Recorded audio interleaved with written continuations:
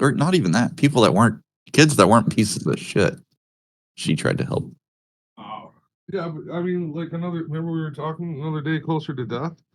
Could you imagine that you're a theater major and then you actually fell back onto being like some high school fucking. Well, Yeah, she has all the rights to eat as much Xanax as she can, right? she's okay. She's okay. Oh, red pie. Red pie, red pie. So he's, where's I he don't talking? know, he's good. He's up at the ES check. He gets a little weird sometimes. Dude, he's a weird one, but I love him. Like I like the way he communicates to people. I think Zero most people, does not. I know he does not. I told Zero that he does not like it one bit. Not one bit. But he's like really, I mean, he's to the point, but he's to the point while still being respectful. And he asks, oh, that's why Zero doesn't like it. He asks a lot of questions. Yeah, that's true. All right. Do we just blindly buy right here, right before open? I'm not going to. I can't. You got 30 seconds. I don't know what's going to happen. To be honest, I don't know. A little bit. I just don't. I'm scared I'm gonna miss my long. In the crudes? Yeah. Let's see. 1 second. I don't know.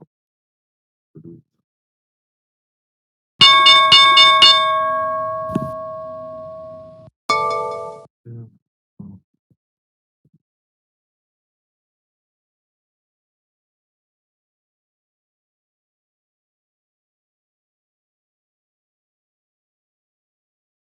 Morning, guys. Good morning, buddy. Got a bit of a late start here. Yeah, but Dave, it's 9, 8, 7, it's 6 in the morning for you. Oh, yeah, but I'm usually up. It just, I don't know. I went to the gym again last night. I'm trying to get myself in shape. Good. Oh, yeah. Way to go. That always backfires. No. I was at a club up by my house, but it closed down during COVID. And then I found a buddy of mine, and he's working out at the YMCA. So I joined over there. Yeah. Dave has real people in his life too. Well, so I think most people that say that are kind of lying to us. But that they work out or that they have people in their lives? That they know real people. I'm glad to hear I know you. my grocery store lady checks me out real good. I see her once a month. I see her, yeah. Another gap up by the semiconductors. Just relentless. Just relentless on these semiconductors.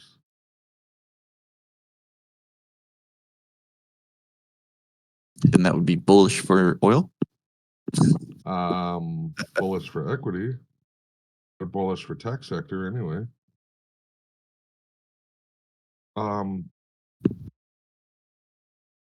We do have gap ups on all of the sectors, with energy sector gapping up the least amount. Oops. Short natural gas. False. Yeah, that's the beauty of Twitter. We can just erase it all. Oh no, that's the best part. I'm just gonna leave all of it. Yeah, I know. Because the funny part is nobody's gonna Photoshop. Nobody's gonna look at it. I know, that's the Or great sorry, part. even if they did look at it, they're not gonna Years like. later. They're not gonna look through the charts and be like, "Oh, he was wrong." They're Exactly, probably gonna that's think I'm why. right. They're gonna be like, "If he left it up, he was probably right." Yeah, exactly. Look at all the posts he's left up. That's what I'm shooting for. Oh, this is going to be one of those days. Look at this 2 minutes of open and it's gone nowhere. Look at it. What's today? Well, What is today? Thursday, right? So, fuck. the trade's not in the equities, dude. It's in crude. Angry. Gecko's got a good point. Angry money is trading here. Angry money.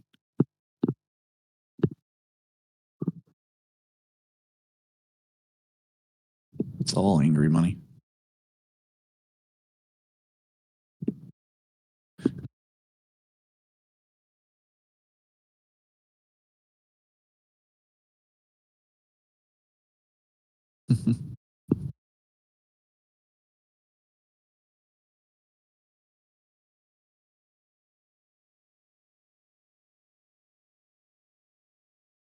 Oh, a reversal in crude.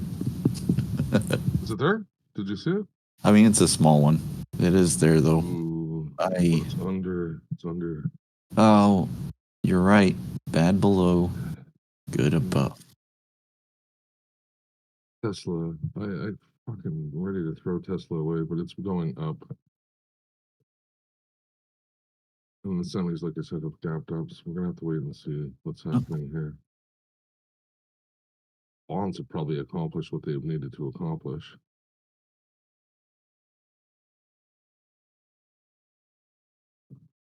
Ah, it's gonna be bullshit. Ooh, that on the news. Yeah, we gotta wait until London close, basically. Super. Oh, we got the testification for it to fucking melt, whatever, in 30 minutes or 25 minutes. But what the fuck? That's all bullshit, man. Long nat gas. What are you crazy? It's short nat gas, man.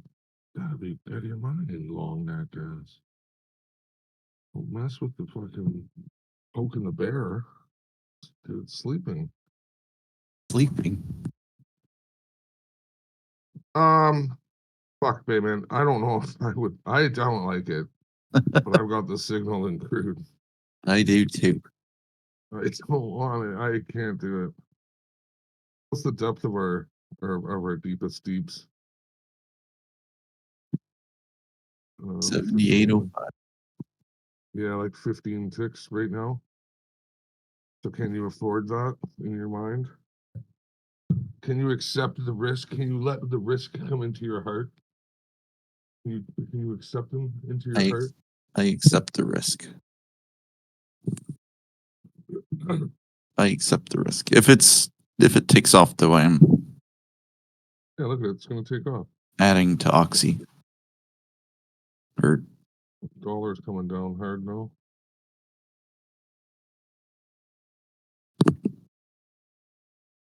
no.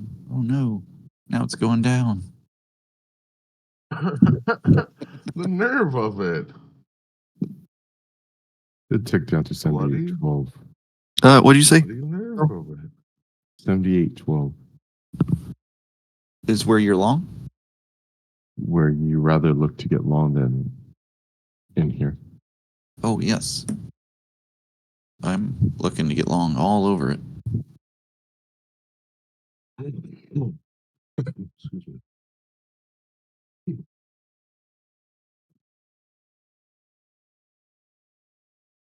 Oh, shit. I've never been this bullish on anything in my life. Except for that one time I rode the bull.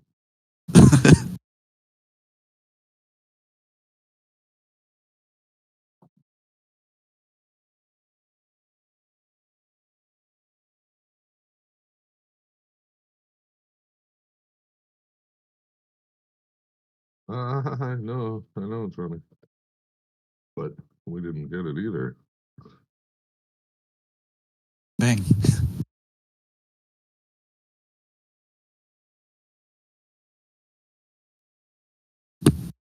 I missed the long and I was rushing to the hospital, but ES and NQ, London Open TCA was the play. What were you rushing to the hospital for? She was hungry. Oh, you are just the cutest, aren't you? You know, I can fucking see. made a shit ton of money. A You fuck said- ton. Not even a shit ton. That was a fuck ton. You said you made a shit ton of money? No, I'm saying I could have made a Oh, ton Oh. of money. yeah, but So could I. Yeah. she was hungry. So Really that not doesn't matter. hungry. Of course, it matters. Did you bring her home Work. cooking or did you bring her takeout food? Take out food. Oh, that's good. Chicken for everyone.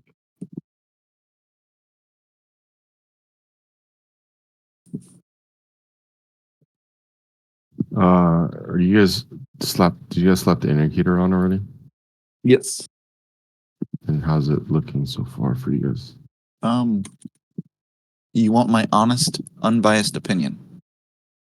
Uh, Right now, it's telling me long crude, and that's what I want to hear.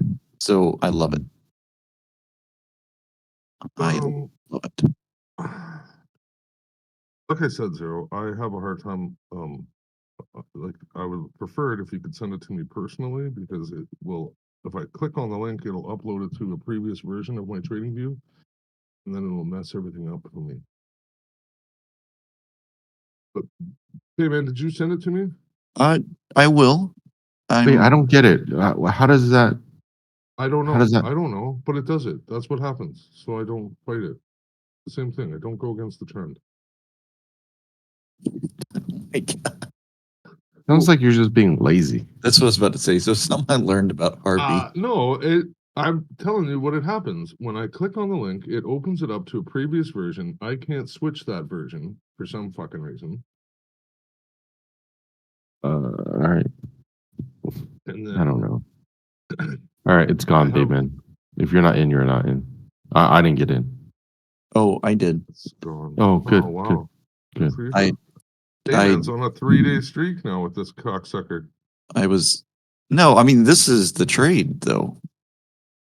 Like this is the one I've been waiting for. Well, maybe. We'll see. Yeah, actually, it's decent. Why did that not sell? What the fuck? I was supposed to close one right there. Come on, dude. If you're trading the Russell, this is the higher end. You know, you might get additional 10 points, or no, you might get additional 3 points or 3.9 points from the high. But other than that, you're about done for the Russell. For NQ,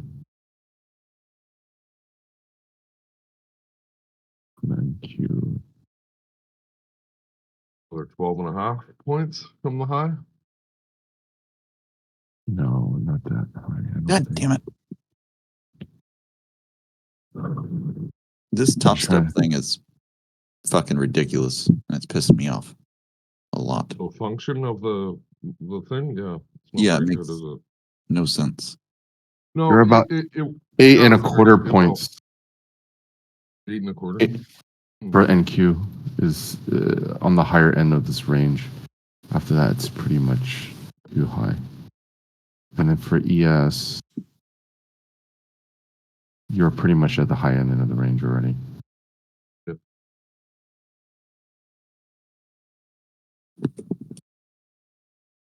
Um,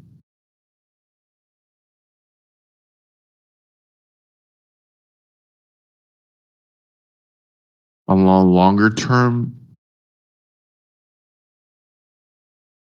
Damon, your upper end is pretty much here as well in crude. What? Like, yeah, I don't think that. Well, that sucks. This is my nap time trade. I mean, I'm just saying it's on the higher end of it, Mhm. right? On the risk range. So can it still go? Yeah, I mean, I'm not here to predict, the future pricing, but Thank you. like I was originally going to target around this area anyways. Mhm. And then if there's no price action, the next target I'm looking at is 79.49, and then the major level above at 8.25, and the next major level above that. which we spiked and rejected both of those yesterday, right? So, Mm. so if you follow it, let's go back to like Friday. We spiked, rejected those two levels that are close to each other on Friday, and then Monday we came in, spiked those two again, rejected that, came all the way down to the key major, right? And then to the one below, spiked that, rejected that, came all the way back up to the major level, spiked that, rejected that. Now we're coming back down. Now, either we just go ping pong back and forth, which that doesn't happen very often, right? They're not going to just allow someone to go short and long in this wide range. So they're going to break one side or another. So we went up, down, up again. Now we went down. Is this just a slight pullback, or are we actually going to run and break the highs of Wednesday and Friday and stuff like that? That could happen. Mhm. But you see how I'm going back and forth between the two levels or the 3 or 4 levels? That's what Yeah, I'm seeing. I do. Yeah. So it could. And personally, if you're not in anything, you're not in anything, and you shouldn't be in anything.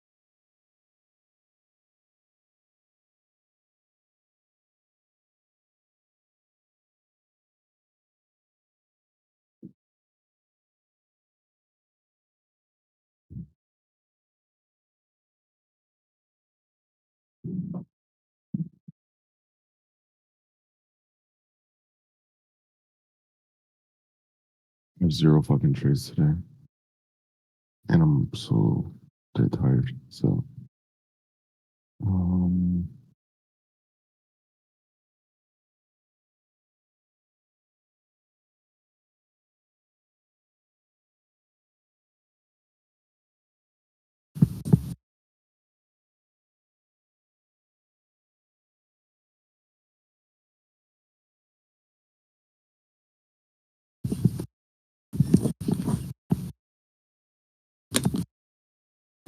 Divided by 2.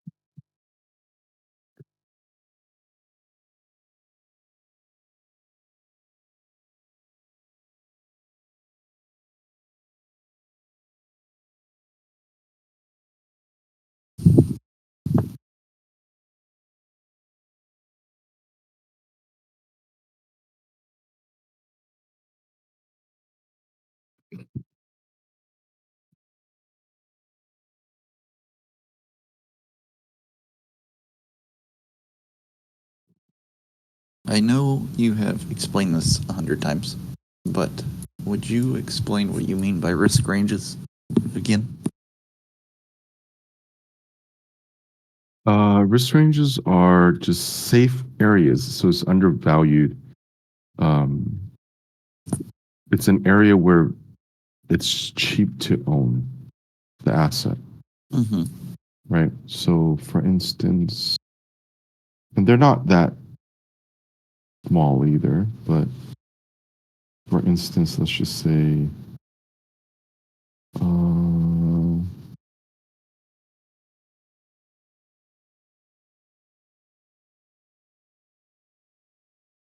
let's just say, for SPY or for SPX, right? Because we usually sometimes do our work in SPX just because it crosses platforms. One second. SPX. So let's go to a CBOE one. For us today, our risk to own is like at 50, right? You know, it opened today at what? 51.31, right? Mm-hmm. Now, if you're looking at like a completely fucking free, don't give a fuck, and people do this, they'll just leave their limits order out there. Every day they'll just put buy, sell orders out there. For SPX, it's like 50.27 or something. It's far down there. You know, it's like, what the fuck? Why is it so far? But the thing is, trust me, it hits. And these risks, you know, can be adjusted throughout the week. Sorry, they're not, they're rarely adjusted throughout the week, but we're set. So if it falls down there during the week, you know, we'll buy it. And then risk to sell is like 51.52, meaning even though we're bullish on it, at near 51.52, it's something that we don't no longer want to own, right? So even though you're bullish on it, that's a higher end of it, and we don't want to. We want to rather sell in that area. So that risk range is 51.52 is an area where you would exit instead of getting long. So for all those breakout traders, you know, that buy it breaking out, say Monday's higher some bullshit, they're idiots.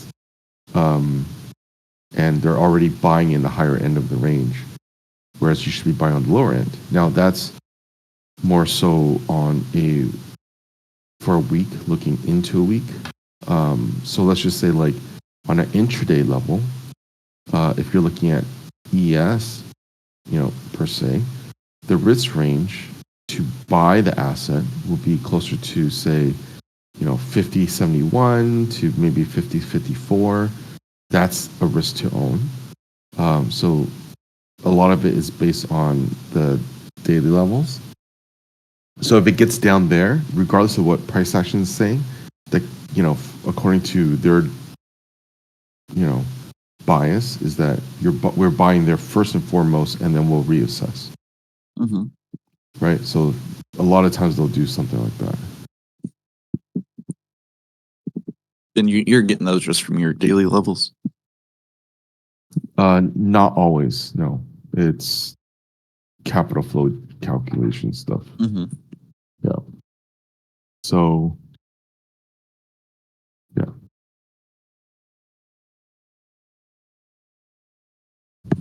And I would assume that's kind of like a bigger Higher clear kind of thing to do, though, like just putting your limit out there. See, like, I'm not trying to shit on him, but John buys the pullback and gets out real quick. And it's like, that's very, very dangerous, per se. In my opinion, because you're buying all the way up there. Yeah, you're going for only ticks, and I'm sure he sees something he sees. But yeah, it's dangerous in my eyes because where you're wrong is way down there. So it's just part of the risk range. Mhm. Yeah.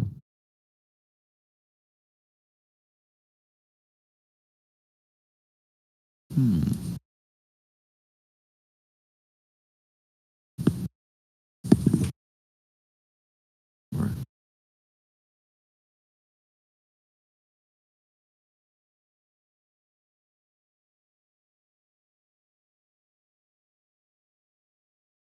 Interesting.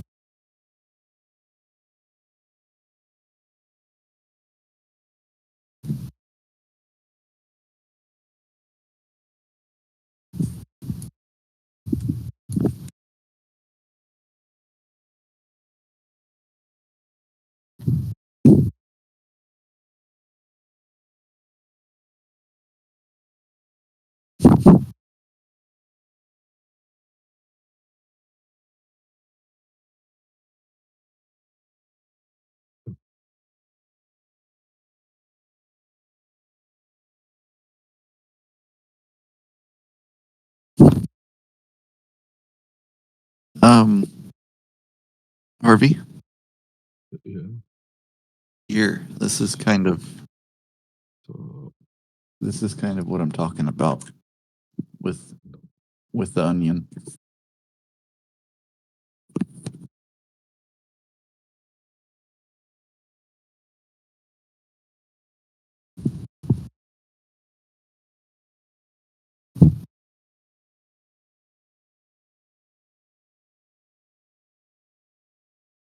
Oh.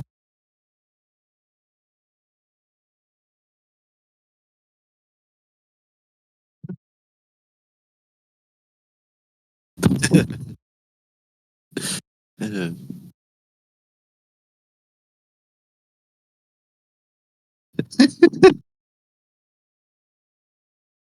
oh shit. This one. This one right here.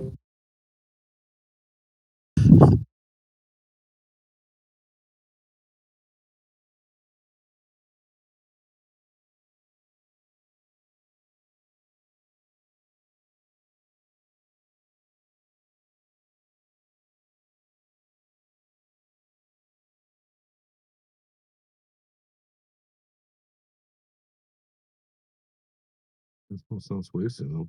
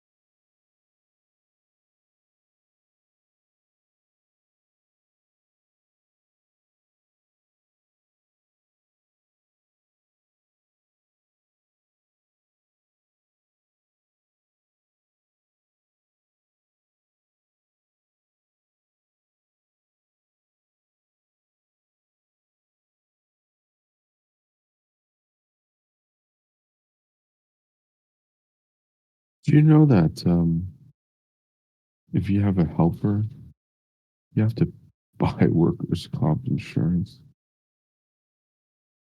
Sense? I Was thought that that? would make sense.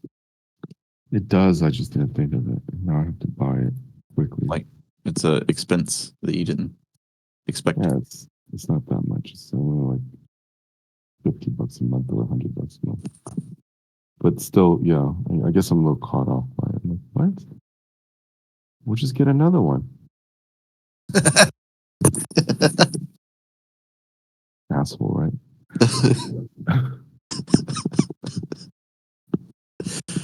Uh, It's workers' comp insurance. I'm like, okay, well, I actually told the agent, I was like, just get another one.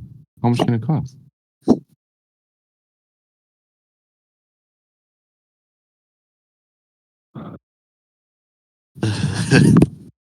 That's fucked up. It is what I'm going to hell.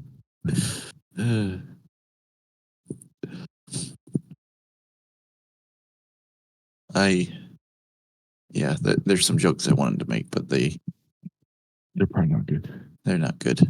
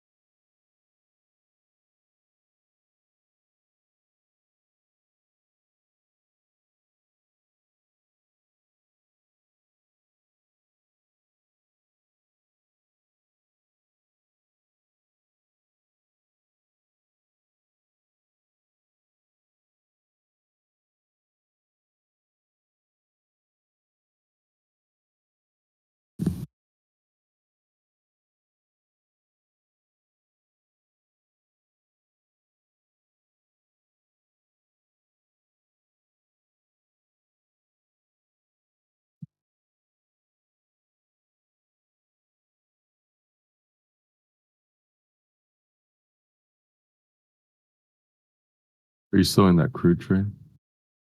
Oh, yes.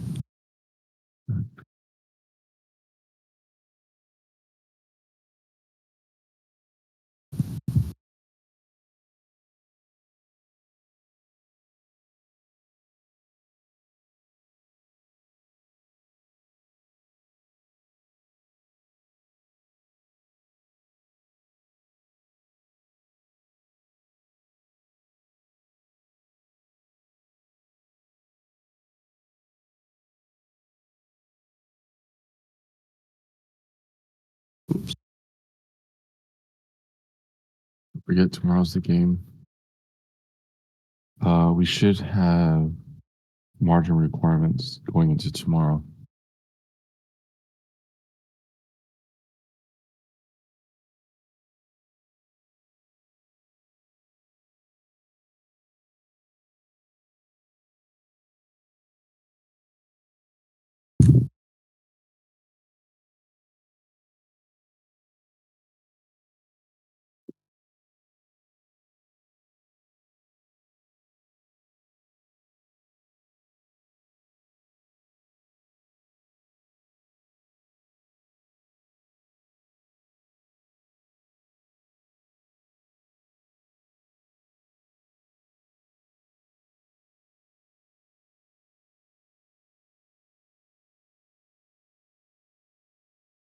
You have news right now, right? He's speaking.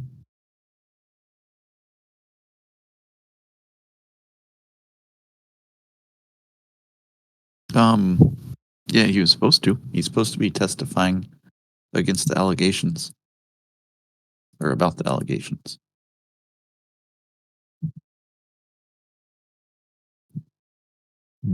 Interesting.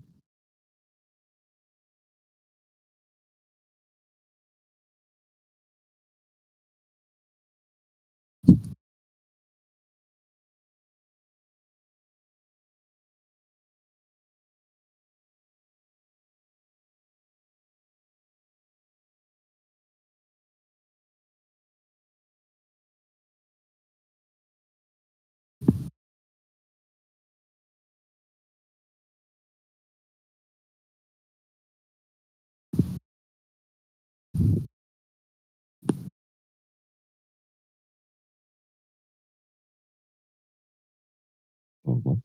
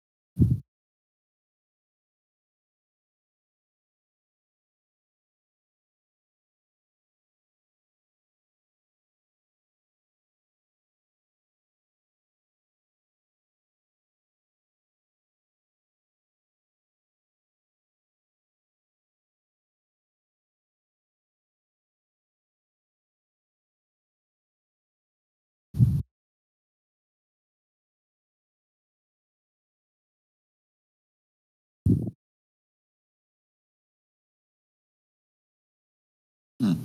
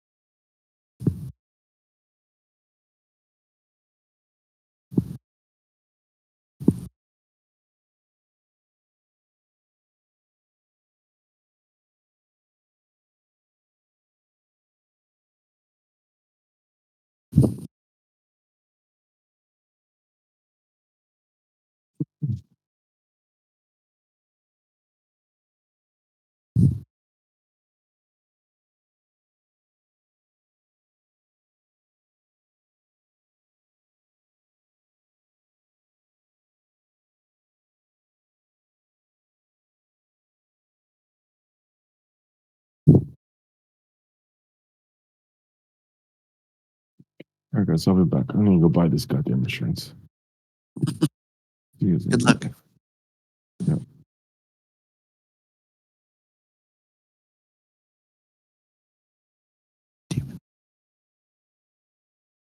This to be difficult.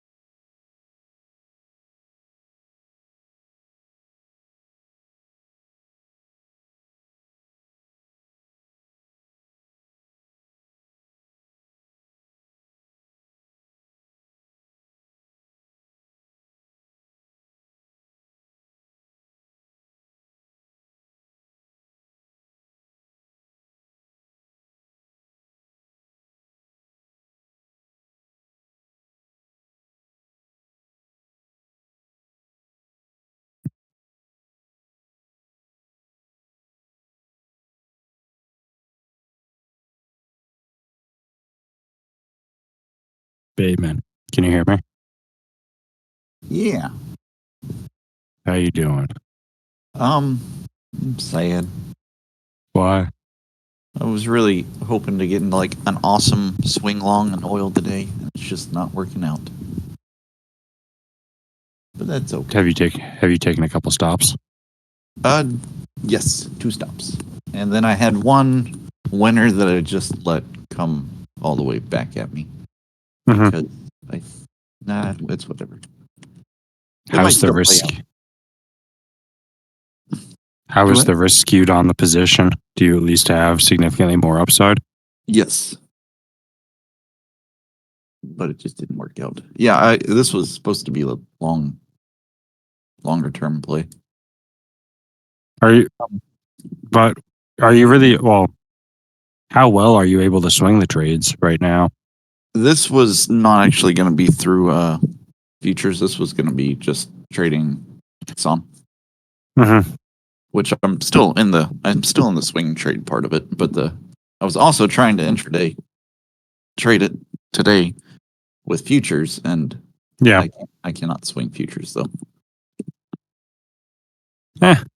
But even the intraday trades, it was still good risk. But it's fine. All is good. Yeah. What's up, homie?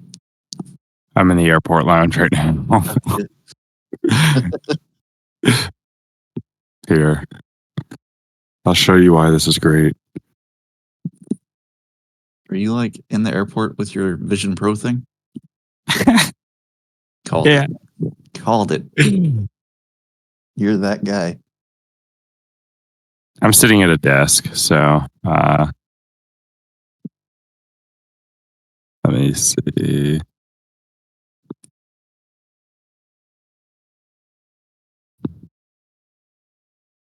Uh,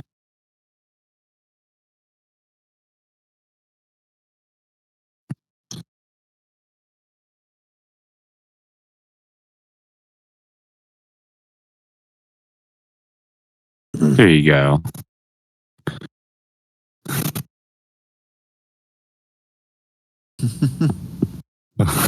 Have you been walking around with it? No. I'm not going to do that. I'm keeping it at my desk. I have a couple other screens up right now. I'm doing some work, and then I'm downloading a couple TV shows for the flight as well. There you go. I think I already asked you this, but basically that's like hooked up to a laptop that you have, right? Well, right now I'm not running it with my laptop. It's pretty much a computer in itself, but on the flight it'll be connected to my laptop. Because it has the same chip. It has the same chip in it as a MacBook Air does. So, Wow. That's awesome. No, I didn't know. I didn't know it could really do anything without having a computer or oh yeah, you don't need a computer at all. I literally can have TradingView open, Discord, a movie, my text messages, everything without any computer. And then I use my computer to have 1 or 2 different screens up.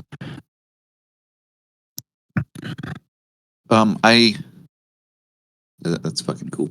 So I found this guy through the VectorBT Discord group, and he doesn't go through everything, but he goes through a lot of what's the dude's name that runs it? Paolo or Powell? What's the guy that runs VectorBT? What's his name? Okay, I'm back. I accidentally can't quit out of Discord. Who's the guy that runs VectorBT? It's like Paolo or something. Oh yeah, Oleg. Oleg. What about? I assume it was him or somebody close to him that wrote like the little tutorials that they have on their page. Oh no, he writes those too. He did. Well, he does a great job on them, but he also assumes that you know what you're talking about. Oh yeah, Right. he does. This link that I just posted is basically this guy that goes through a lot of it, and he explains it much more simply, and I love it. Like he actually Oh yeah. explains he explains the underlying principles in everything also. So that's been helpful. I've been reading through his stuff today. Yeah. The way Oleg phrases much of it is not all too palatable, but this is. And even if it's not, so that's kind of my thing, is like trying to find, how do I phrase it? There's people that will teach you how to code with Python. Yeah. And there are people that will teach you how to backtest and stuff. But there's not really people that teach you the Python needed for backtesting in a simple way. Like Mhm. they assume you already have a working knowledge of it. Yeah. So I've kind of been looking for, because I'm sure somewhere out there there's somebody that's teaching you what you need to know for this purpose. Without Yes. I mean, he's primarily teaching alignment. Oh, yeah. As I'm just scrolling through it right now, because if you're backtesting MTF, if you don't have alignment, then the signals won't generate. But I'm going through a bunch of it. Oh, this is all new. November 30th, January 22nd. hoping, yeah, I'm hoping he keeps posting. I'm assuming he will because it is new. Yeah, I might look through this. He is my new Interesting. favorite person. Yeah, thank you. Oh, okay. Yeah, he has a couple other platforms that are slightly more comprehensive. Yeah, Oleg posts this guy frequently. I'm familiar with it. I haven't gone through this stuff, but He is on their who is it? He is on their Discord. I think it's, I'll send you what I think his screen name is. I mean, I'm not Yeah. expecting you to be able to gather anything from the dude. I'm just I saying, know, but it's interesting. and I appreciate it that he is dumbing stuff down. Chat's pretty quiet today. Zero has to go buy workers' comp insurance for a helper that he's hiring. Yeah. And Harvey, I don't know what Harvey's doing. And I don't know what Retro's doing. Yeah, I'm probably going to sign off in a moment, but check. And I'm going to send Zero a message asking about scheduling what you suggested yesterday, as it's a good idea. That would be cool. Uh, If you end up knowing or thinking about anybody that does teach Python for the purpose of backtesting, like, yeah. in other words, very stupidly, like assuming. Yeah, actually, I have a couple ideas. It's not free, but I have some ideas, which I'll send over. That would be awesome. Thank you. Yeah, give me one moment. I'll look into that and we'll catch up a little bit later. TN4. All right, take care. Bye bye. Dude.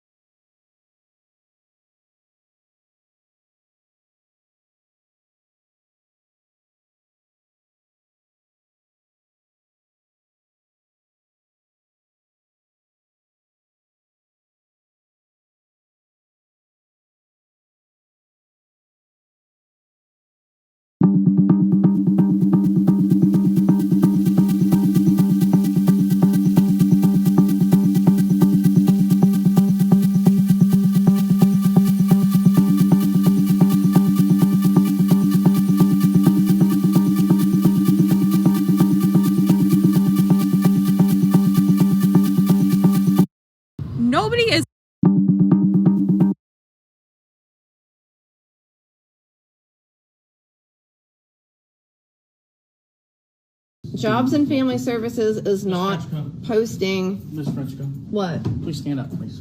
Why? Because I'm requesting you to stand up, please. We're not going to deal with this. You're being very disruptive. You're disrupting the meeting. Stand up, ma'am, please. Stand up. Disrupting a meeting? That's correct. You're being disruptive. Stand up. Go ahead. Being very disruptive. Put your phone down, ma'am. Why? Put your phone down, ma'am. This is for my safety. I'd rather go out where there's videos. Do you have a video on? I do not. No. Down. You're now under arrest for disrupting a public meeting. Phone down. We're going to place you in handcuffs. You are now under arrest for disruption of a public meeting. Jobs and Family Services is not.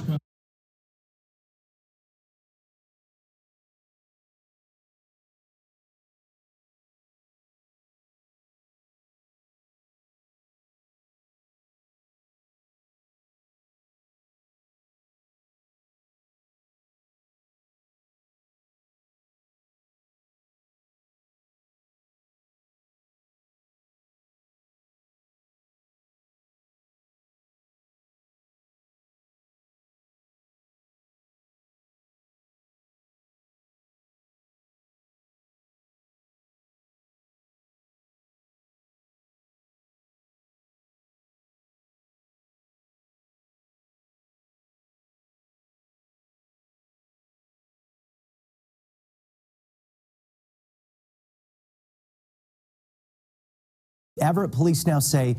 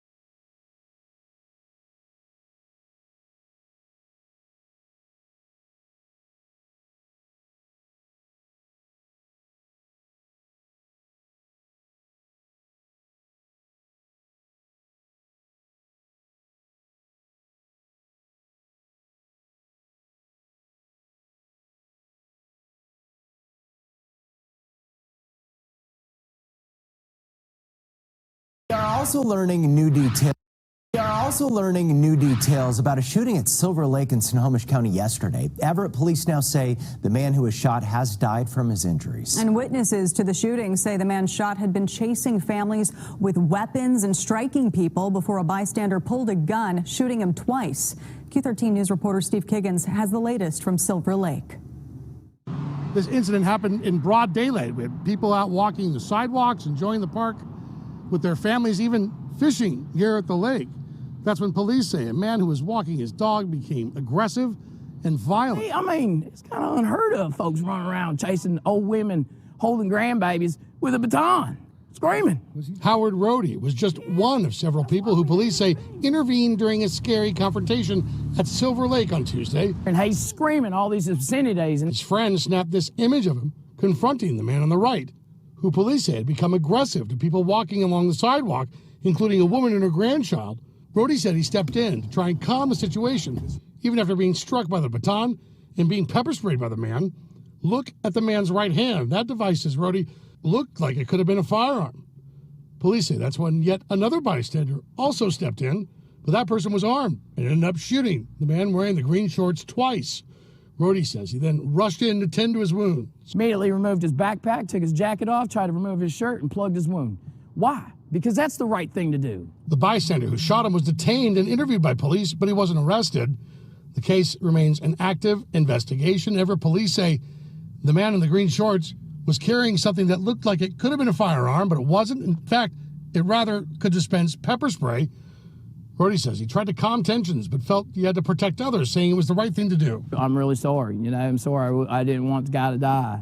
I tried my best to do what we could until the police and first responders were able to remove him to take him to the hospital. I did my best to try to protect him and keep him alive, even after he pepper sprayed me and hit me. Now, again, police insist they've yet to make any arrests in this case. They've not yet forwarded any information to the prosecutor's office. The man who was shot and killed, he's not yet been identified by the county medical examiner's office. The dog he was walking is being cared for.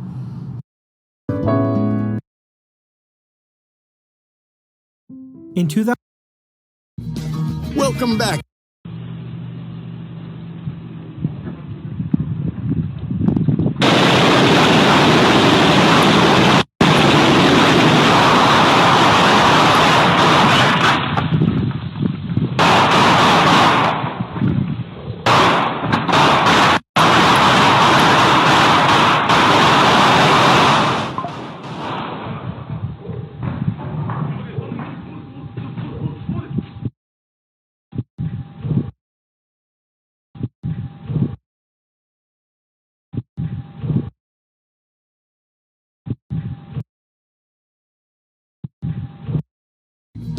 Welcome back, guys. Hope you'll enjoy today's video, too. Stay safe.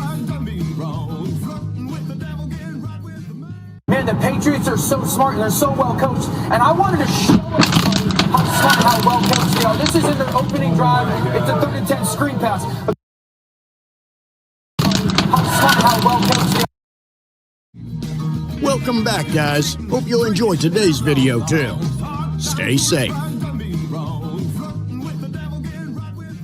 Man, the Patriots are so smart and they're so well coached. And I wanted to show everybody how smart, how well coached they are. This is in their opening drive. It's a 3rd and 10 screen pass. A couple things that I want to point out now. They're so well coached. And I wanted to show everybody how smart, how well coached they are. This is in their opening drive. It's a 3rd and 10 screen pass. A couple things that I want to point out.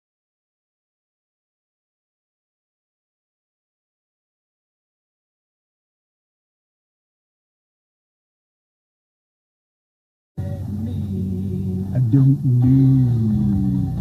I don't know. I don't know.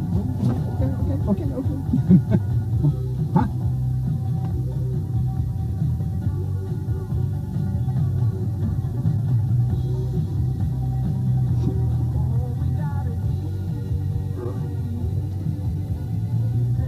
Oh, what the hell are you doing?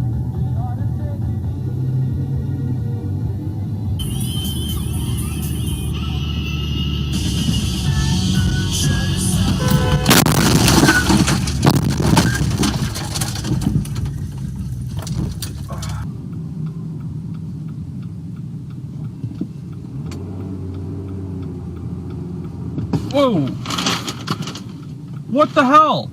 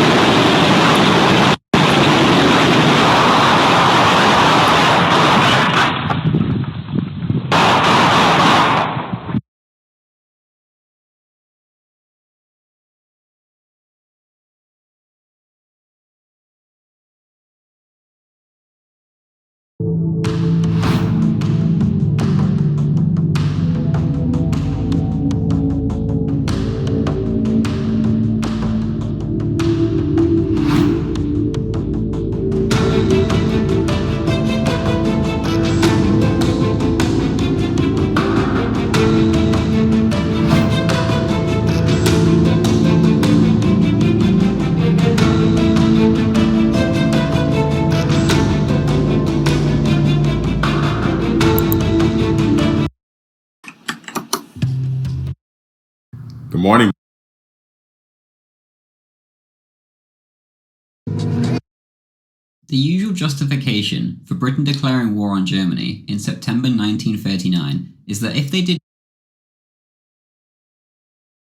The usual justification for Britain declaring war on Germany in September 1939 is that if they did not, Hitler would just keep continuously invading countries in his quest for world domination.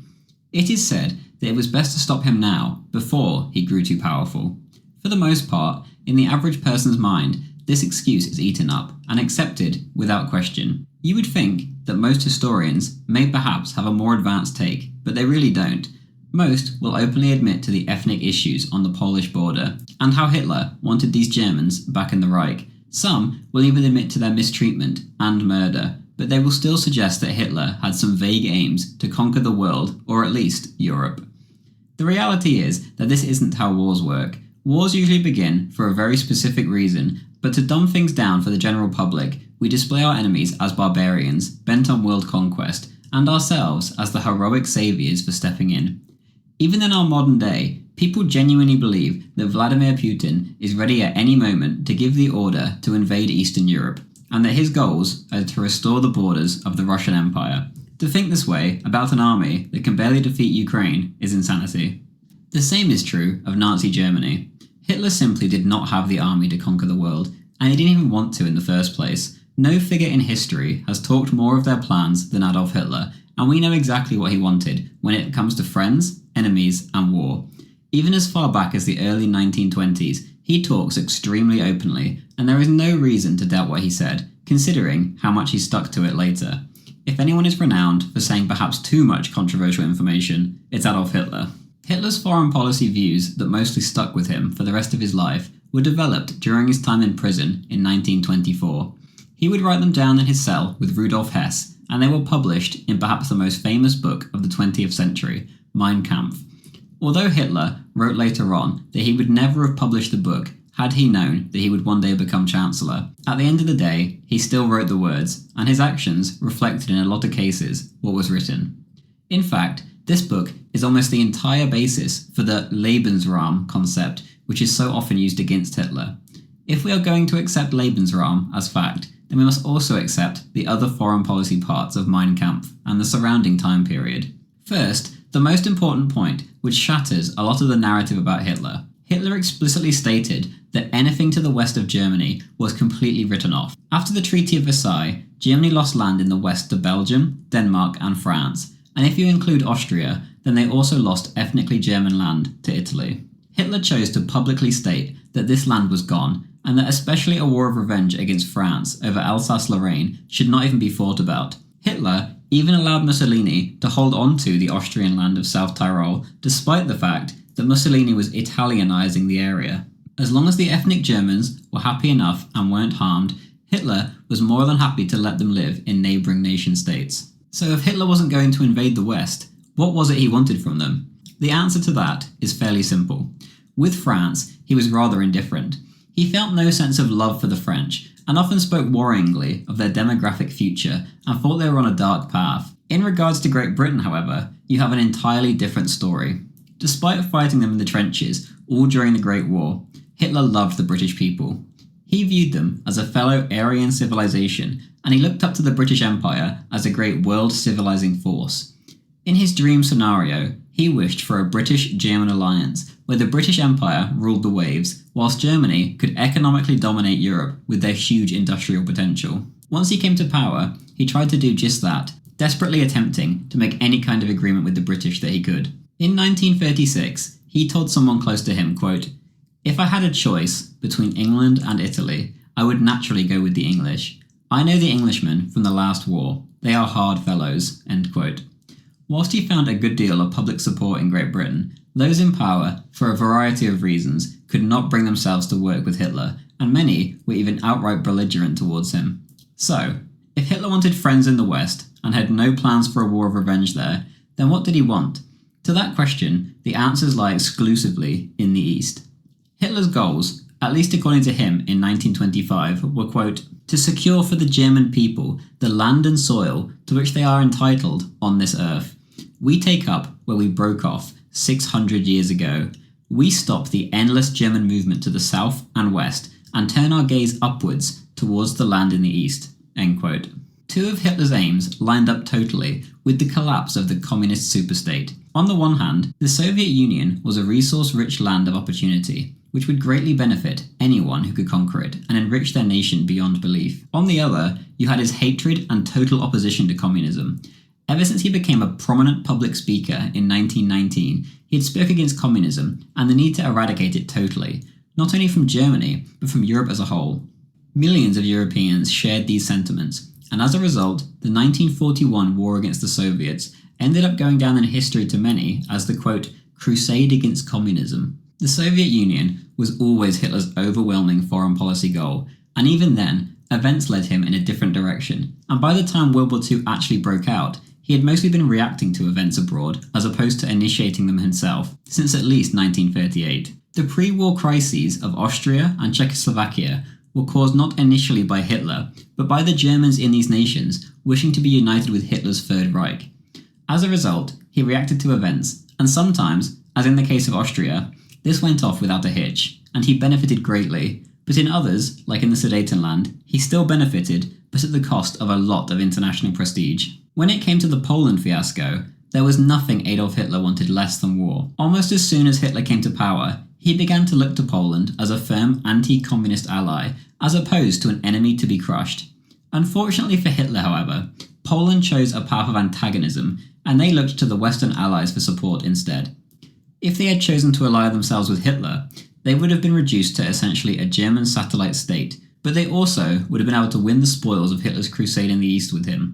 To Poland, however, this was too much of a risk, and quite understandably so. As time passed, the ethnic tensions on the German-Polish border became unbearable, and once the English involved themselves, negotiations stopped dead, and war became inevitable. If Hitler is a warmonger who planned to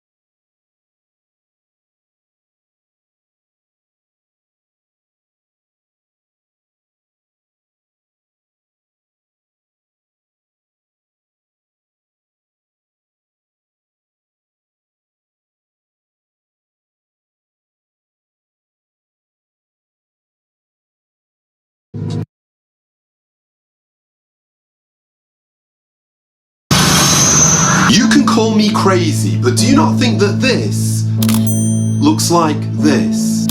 And do you not think that this thing right here bears an awful resemblance to this thing right here? For those of you who are not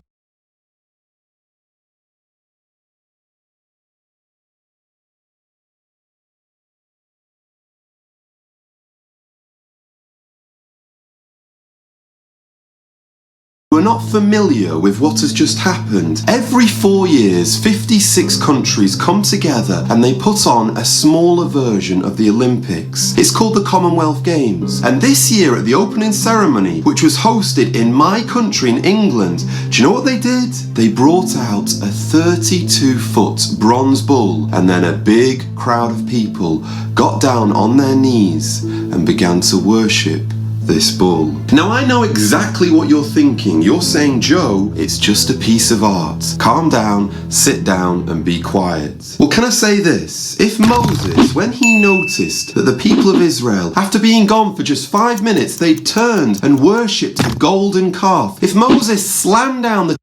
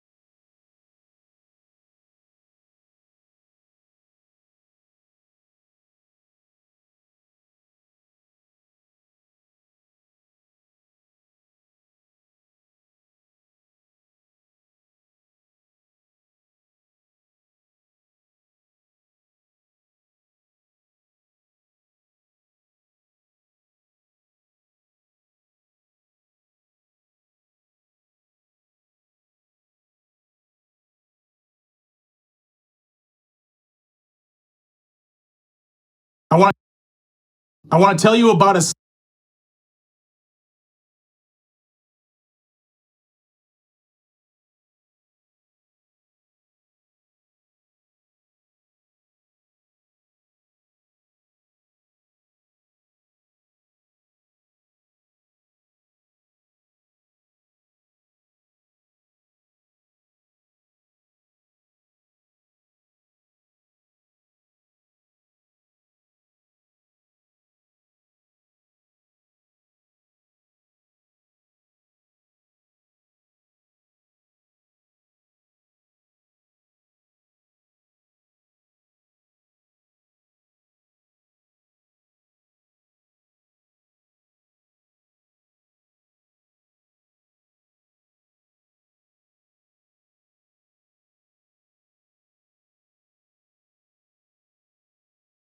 well understands that at some point here, there's going to be a significant pullback. We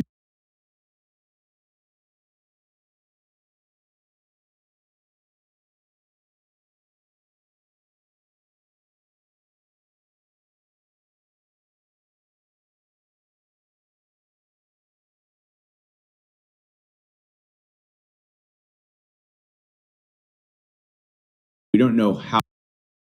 Every market participant knows that a super bullish period, like we've had for the last 5 months, is inevitably followed by a pullback of some sort. So are traders and or investors stuck having to endure this pullback and the painful drawdowns? Not if you learn the powerful short side option strategy taught in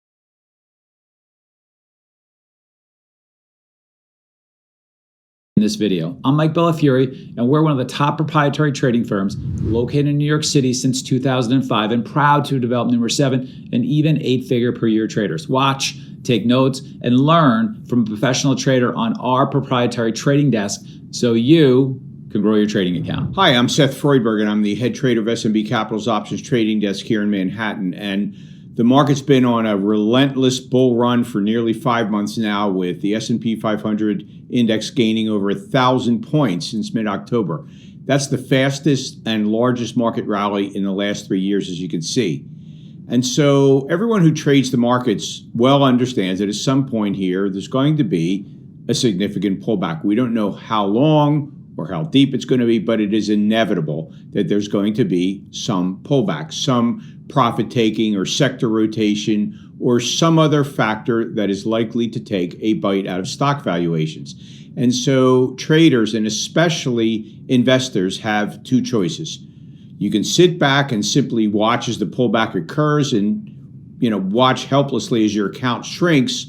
That's certainly one choice, but not a very appealing one. Or you can learn how to use an option strategy known as the bearish broken wing butterfly to give you the opportunity to actually profit from the pullback and at the same time set yourself up for an incredible entry to go long the market after the pullback has taken place.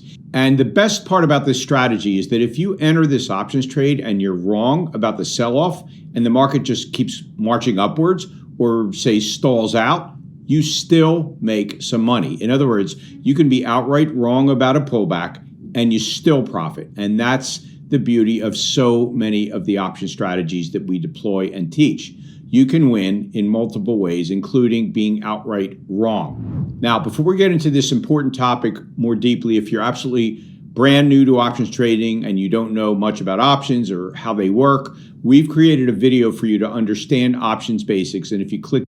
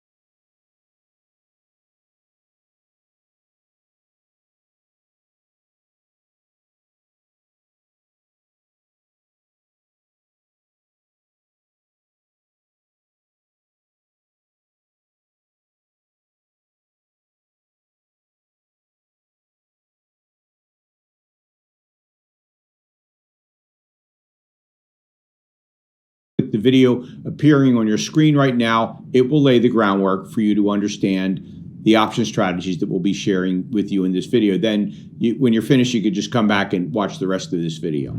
Okay, so to illustrate exactly how this strategy works, let's head back to the last time that we had a lengthy rally, which really started in March of last year, 2023. And as you can see, SPY, the ETF that mirrors the S&P 500 index, had a very bullish run from mid-March to August 1st, with the stock rallying about 76 points from its lows in March, a 20% rally in less than 6 months. So let's say that you went ahead and pulled up an options chain expiring about 3 months later, the October 20th options chain, which expired 80 days later. And you went ahead and bought a 452 put right below where the stock is trading, then simultaneously sold 2 of the 434 puts, which are located 5%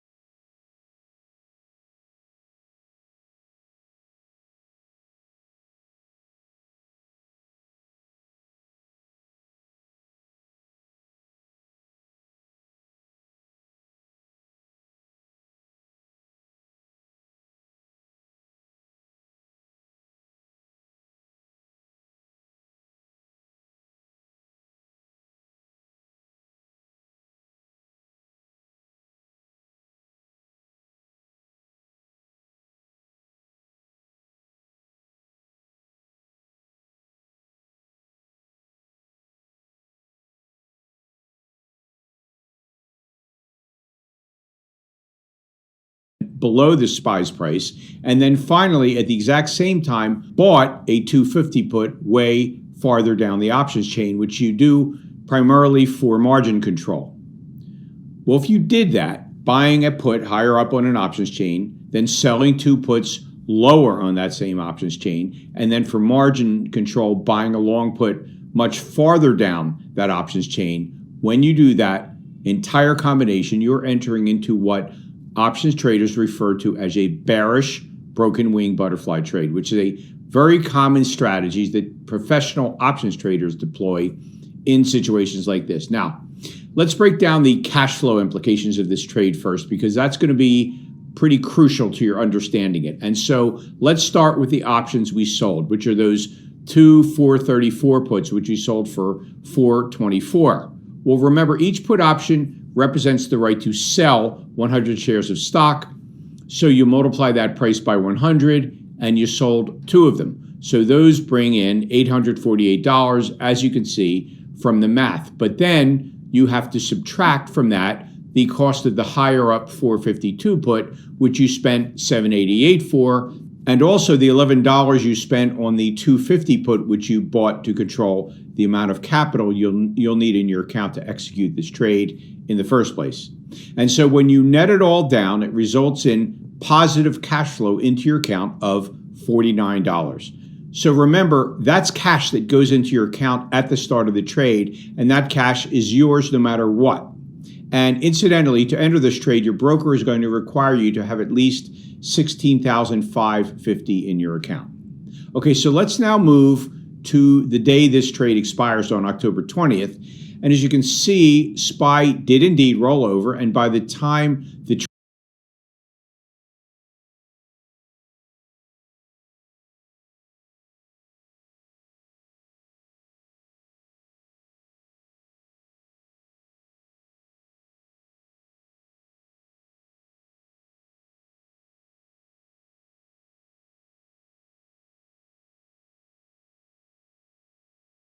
just be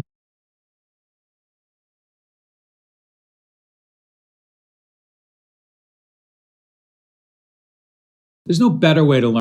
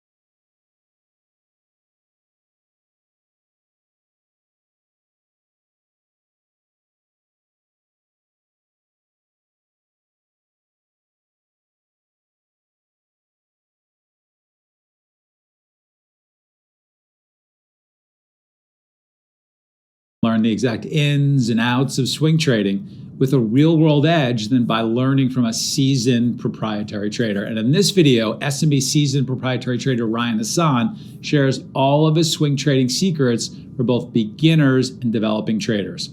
I'm Mike Bellafiore, and we're one of the top proprietary trading firms located in New York City since 2005 and proud to develop numerous 7 and even 8-figure per year traders. Watch, take notes, and learn from a professional trader on our proprietary trading desk so you can grow your trading account. Traders, let's not waste any time. Let me tell you exactly why my ultimate swing trading guide might help you in your efforts to reach the elusive status as a consistently profitable trader. And the simple answer is the source.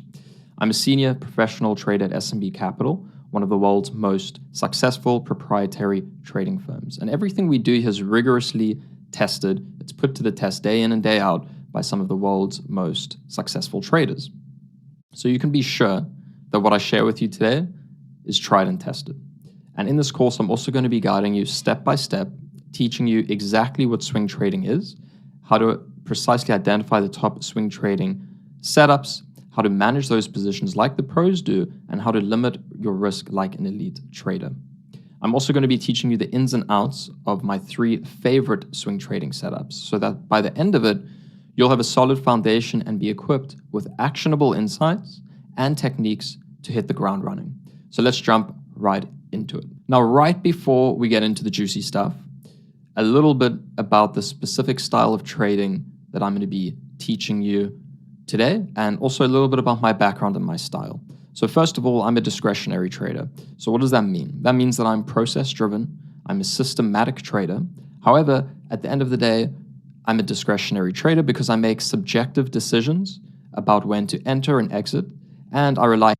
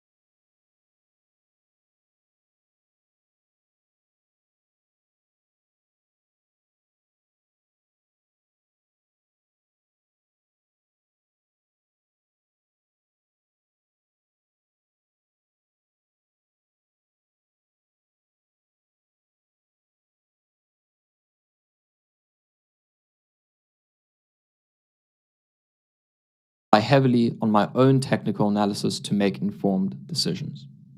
Now, while I use technology to complement and improve my trading, my strategies are not automated, okay? Multiple time frames. So I trade across multiple time frames, and I'll show you exactly what I mean later in the video. So I'm an active trader intraday with several intraday strategies and across multiple days with my swing trading playbook. Over the years, my playbook has expanded along with my skill set and my time frame. I'm open-minded and I'm unbiased. All right, so I like to go long, I like to go short, I like trading small caps, mid caps, low floats, large caps, indexes, ETFs. And now, while I do like to form a bias about directional moves for stocks, once I have confirmation, my mission as a trader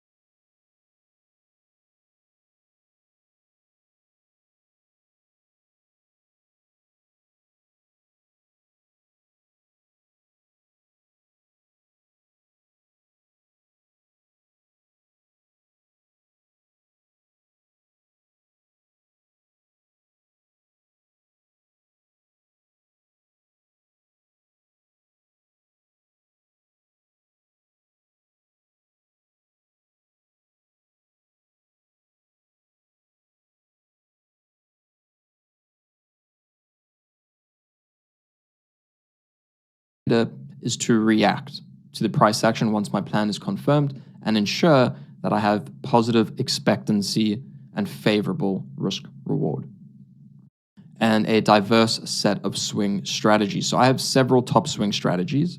For example, consolidation breakouts, breakdowns, mean reversion shorts, lower high short swings, dead cat bounce, backside shorts. And I'll go over an example for each strategy later on in the presentation. But let's cover the basics. So what is swing trading? Just before we get into the exciting stuff and I reveal my top swing trading strategies with you, let's cover the basics and build a solid foundation. All right, starting at the very beginning, what is swing trading? So swing trading, as I view it, it's a unique blend of fundamental analysis, price action trading, technical analysis. It involves holding positions for a minimum of a full day and even up to a month, 3 weeks to a month. Now, traders aim to capture a directional move, either long or short. That's the goal, by using technical analysis and price action confirmation to enter. And you can either hold for days or weeks, and then obviously you want to exit, hopefully for a gain. Now, this style sits just above day trading with regards to its expected hold time and time frame. And successful swing trading heavily depends on correct stock selection, that's vital, technical analysis,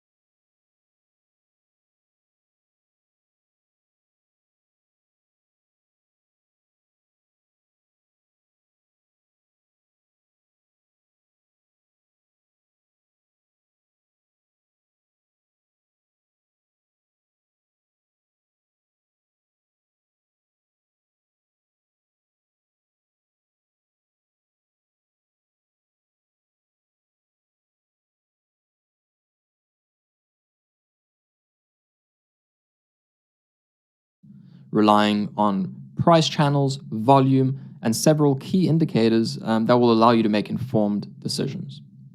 And becoming a professional at swing trading, it's all about nailing that balance between understanding the market, picking the right stocks, effectively being able to manage your risk, and achieving a skewed, a positive risk reward. And of course, something that's vital as well is having precise entries and exits and knowing exactly what to look for when entering and how to correctly set your targets in order to exit efficiently.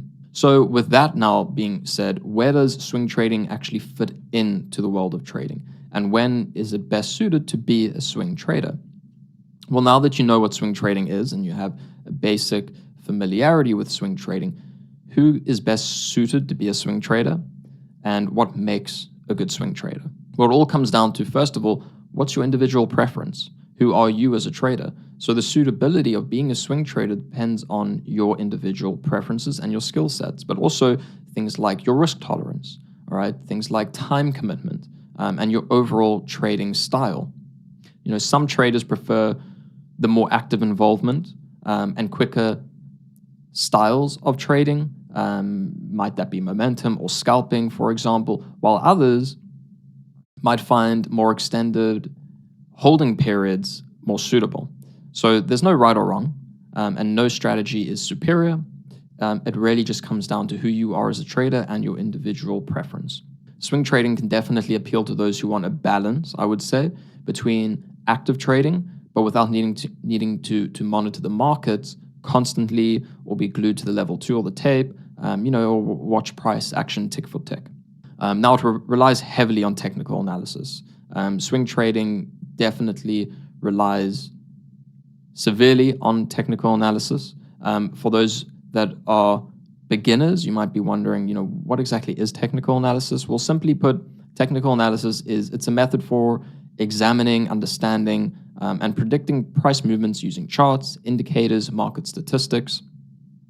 And to take it one step further specifically, I would say it's using indicators, identifying specific chart patterns, using support and resistance, and identifying potential entry and exit points. So my personal favorite indicators that I use are VWAP and the simple moving averages. So VWAP, volume weighted average price. That shows me the average price based on price and volume. So it's my most important indicator, and I use it mostly to gauge sentiment intraday or over multiple days, trends, and also as an indicator for entries and exits.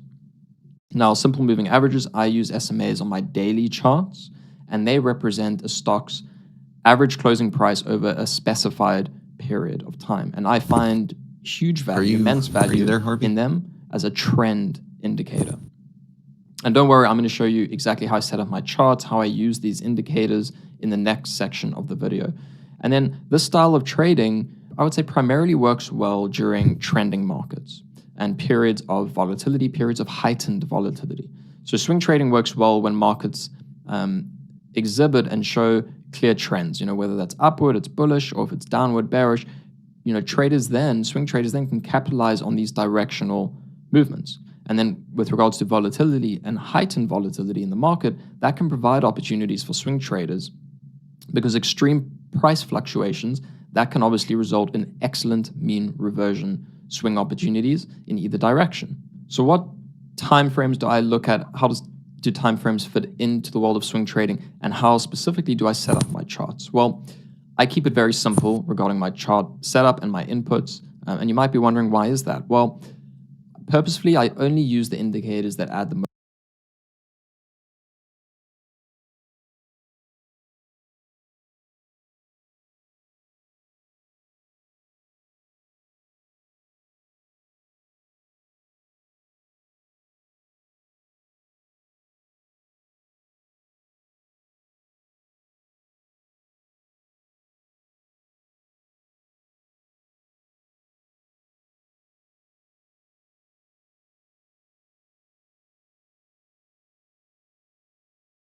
most value to my trading system and that make the most sense to me without complicating, without overwhelming my system, all right?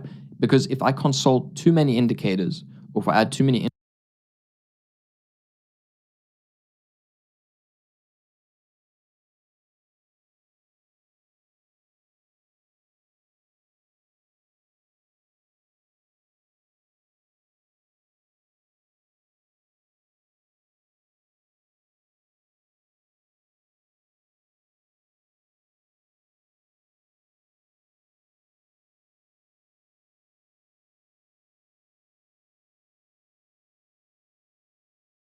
inputs onto my screens, onto my charts, it might and most likely will actually have the opposite effect that one might think. I found early on that doing so would cause too much hesitation in my trading, and it wouldn't really add value to me. It would overwhelm my decision making. So what do I look at the most across my screens? So I look at, keep it simple, I look at volume and price. Specifically, I look at the VWAP, volume weighted average price intraday, and across multiple time frames if the stock is in play across multiple days. And on the daily chart, on my daily chart, I look at simple moving averages. So regardless of my view on them, simple moving averages, because they're so popular, because everyone is looking at them, everyone's consulting them, I find that there's real weight behind So first I'm going to walk you through exactly what I did, just to make sure you didn't do something weird. So you you clicked on his link? Yes, I clicked on the link. Yeah. And then you scroll down to where it says want to use this script, and then it's like make a favorite, add 2 favorite indicators. Yeah, you guys are missing the point. No, I'm gonna add that indicator to another account. When I open that up, it doesn't open my current account. It opens a previous account, and there is no, even if you hover over the, oh, maybe there it is. Maybe I can, sign out. Log into a different account. Yeah, there you go. The last time I did this, I fucked up a lot of shit. So just send it to me already. Like it hacked my other account. Like I'm not kidding. Like it blew up all my layouts, and I don't want to go through that. So can you That's tell what me happened how to last send it to you? What's that? Can you explain to me how to send it? Yeah, it's okay, wait, let me get into this. Go over to here. Let's go here. Go indicator. I'm with invite only.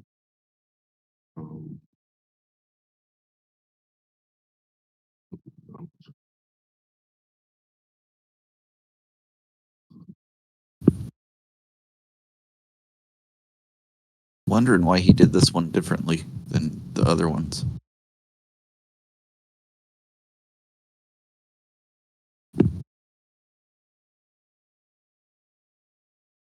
But this is why I asked Zero to send it to me, so he didn't, because I can't share his now, because I get only invite only, right?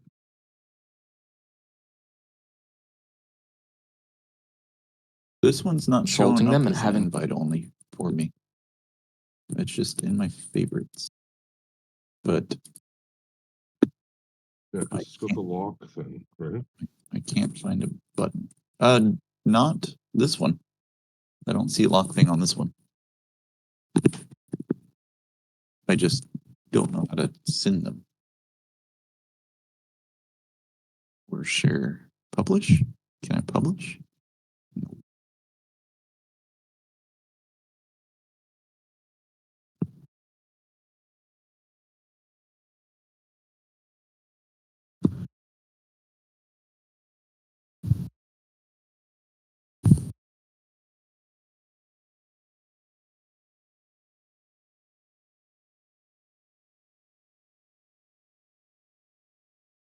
Yeah, like so he's not letting you see the code, right, of it, obviously. Let me see. I don't really know how to see the code of anything, actually. You can favorite it. Yeah, it'll be at the bottom. You won't see it. Yeah, I cannot. It says I can freely use it, but I cannot view or modify the source code.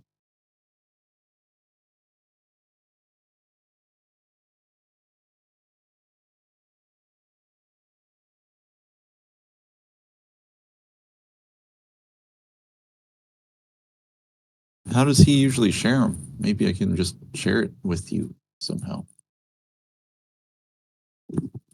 Oh, sure. Absolutely. I'm on like just a public indicator, and it's let me see where you can share this to anybody.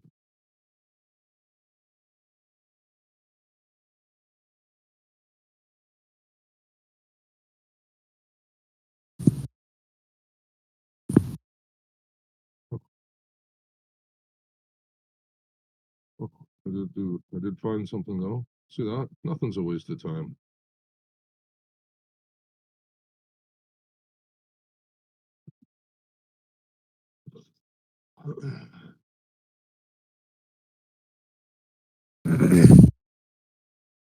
You threw me off with the Timothy Sykes too. It's like spot on. You got the right picture and everything. I went ahead and altered my Twitter posts. Oh, I get ya. Great idea. Yeah. Yeah. I should have made a better name. Like from the get-go. I could have been Elon. I could have been anybody. What is this link that you just sent me? Let's save.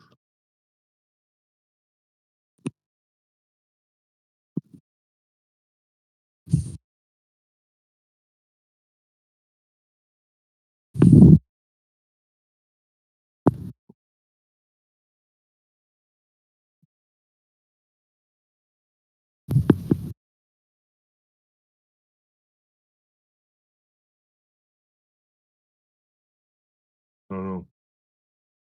This is going up. I have an idea. Maybe you could just share my chart with you.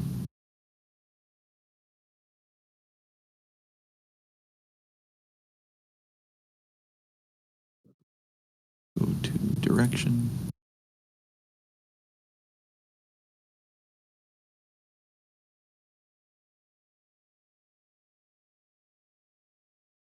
Them on my charts. And so what time frames am I using along with those indicators? So I'll always have at least but 3 time frames, 3 charts I don't know how trading view up does for any their stock stuff. that I'm watching. Look at that level to level. Crude. You mean the level that's not a level? Yeah. It's not a level. It's not a level. Watching. Specifically the daily chart. For me, it all starts on the daily chart, then down to the hourly chart, and then usually down to the 5-minute chart. When I'm trading intraday, I'll look at the 1-minute chart, but for swing trading, it all starts in the daily chart. Then Yeah, but that's not.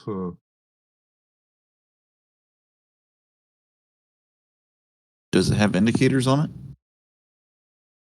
It's copy. It has DB bias or whatever. All right. So does it have the one that has a bunch of B's? Yeah. Yeah, that's it. That's the top one, I think. I have them both on there, but the BPPs is all on the top. There you go. Now you got the magic. I don't think I do. And you might be able to favorite it from that. Let me see. I can't. I'm all of your indicators are like I hover over them and nothing happens. Oh, well,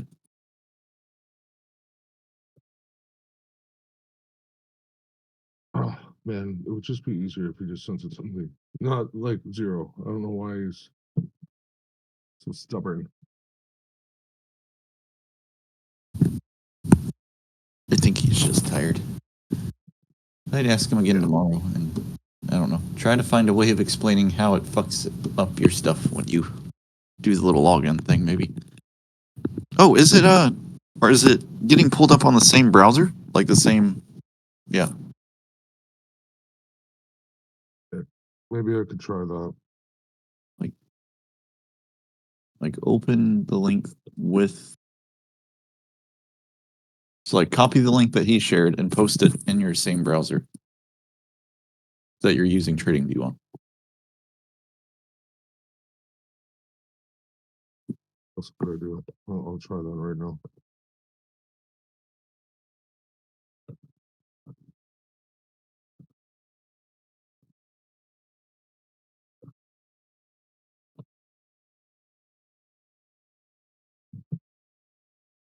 Oh, right on.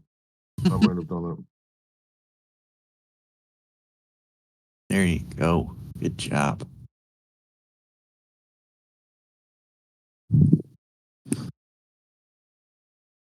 Done.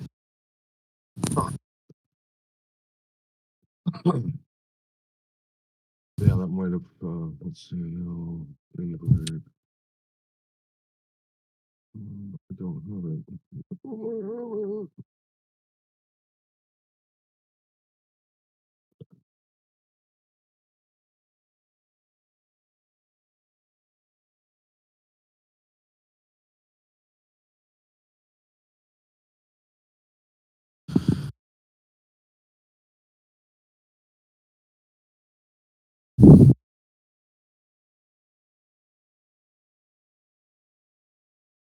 Did you make any money today? Nope. Oh, very so. I certainly did not. That guy that used to be somebody else did, though. Can't remember his name. Or I can't remember what his name used to be. The top tick Mo. Oh, yeah. Back I hung out in Fat Cat's room a lot more often. Me and him got along. I just forgot that he was that guy until like an hour ago. Is it different? Like he changed his name? Yeah. Yeah, I can't remember his old name. It's not Morphus. It was like one of. Well, thank you, Bayman. That's what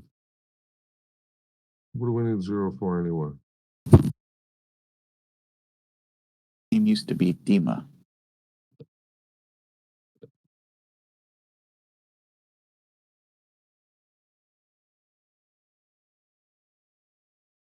I don't know what this indicator is saying, but it's long on NASDAQ today for sure.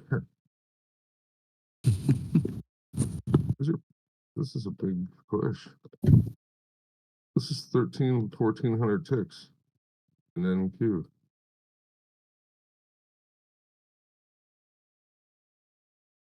Oh, huh.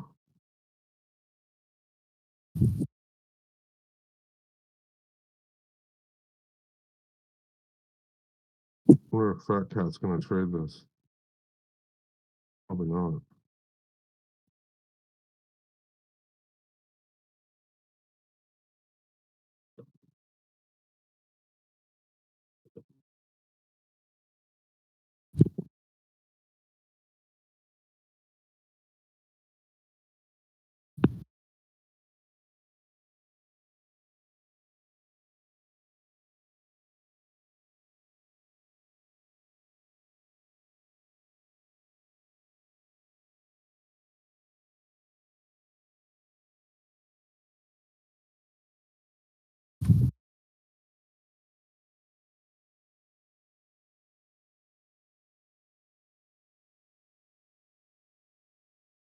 Yahtzee. Did I do it? I did it. I did it. Woo.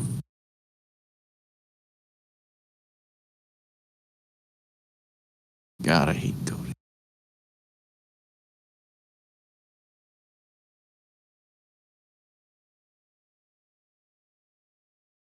How do you unfollow somebody? On Twitter? Yeah. Who are you trying to unfollow? Yeah, I'm done with you, pal. He's just trying to promote his book every chance he gets. Just buck. And I'm like, fuck, I'm sick of it. Get my book, Amazon.com, blah, blah, blah. Who is it?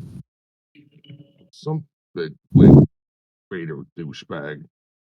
He's not an actual bigwig then. Yeah, he is. Well, he has a book. Yeah, but I could write a book with ChatGPT. Could you? You should do it. I've actually been told that before. What I would consider my role model when I was in the apprenticeship, he was like the first person I like opened up to in Georgia after moving here. And I like told him my whole life story over the course of like 2 years. And apparently I have an interesting life story. And he said it's a very inspirational one, which made me feel pretty.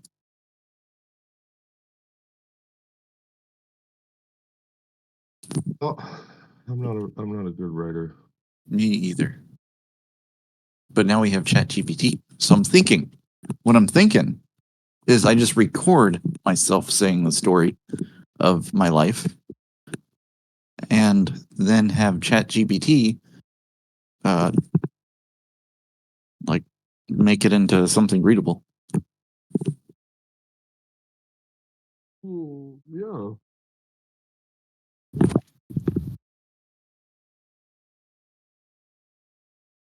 And I just have to like feed it a few other details and it would make it like a really cool story. I could be like, I was a time traveling Force user from Tatooine and just like let them run with that.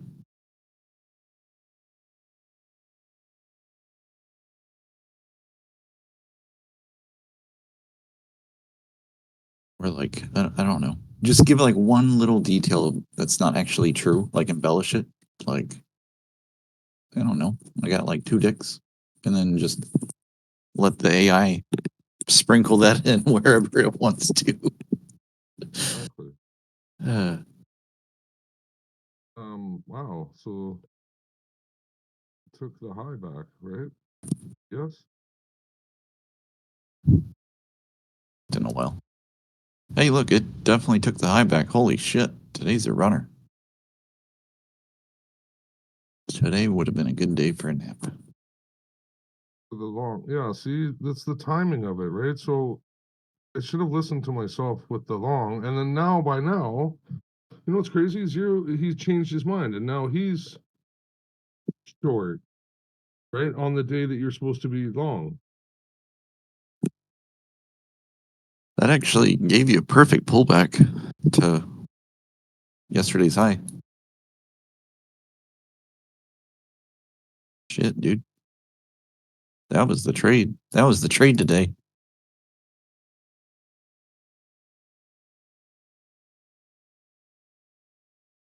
But didn't give you the setup though. That's kind of my To be problem. honest, though, like the trade was actually the gap hole in NQ, and then you're just carrying on for more. I haven't looked at NQ. Look, it almost gave you twice. It ran up to it, got close enough, then it dumped back, and then it ran again and did the whole last leg.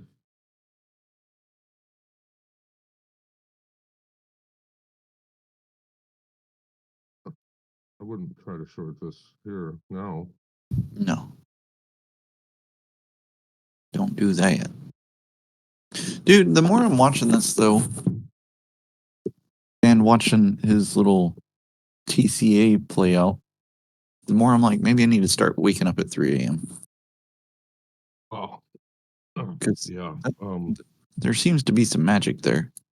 Often. At 3 a.m. Yeah, I know. Well, if you want to shoot for a day, Monday apparently is like one of the days that he does it, right? Okay. I did not know that. Yeah. Well, that's what I've noticed. He seems, unless he's just, you know what I mean? Maybe he's just human as well. And right? excited after the weekend. Yeah, absolutely.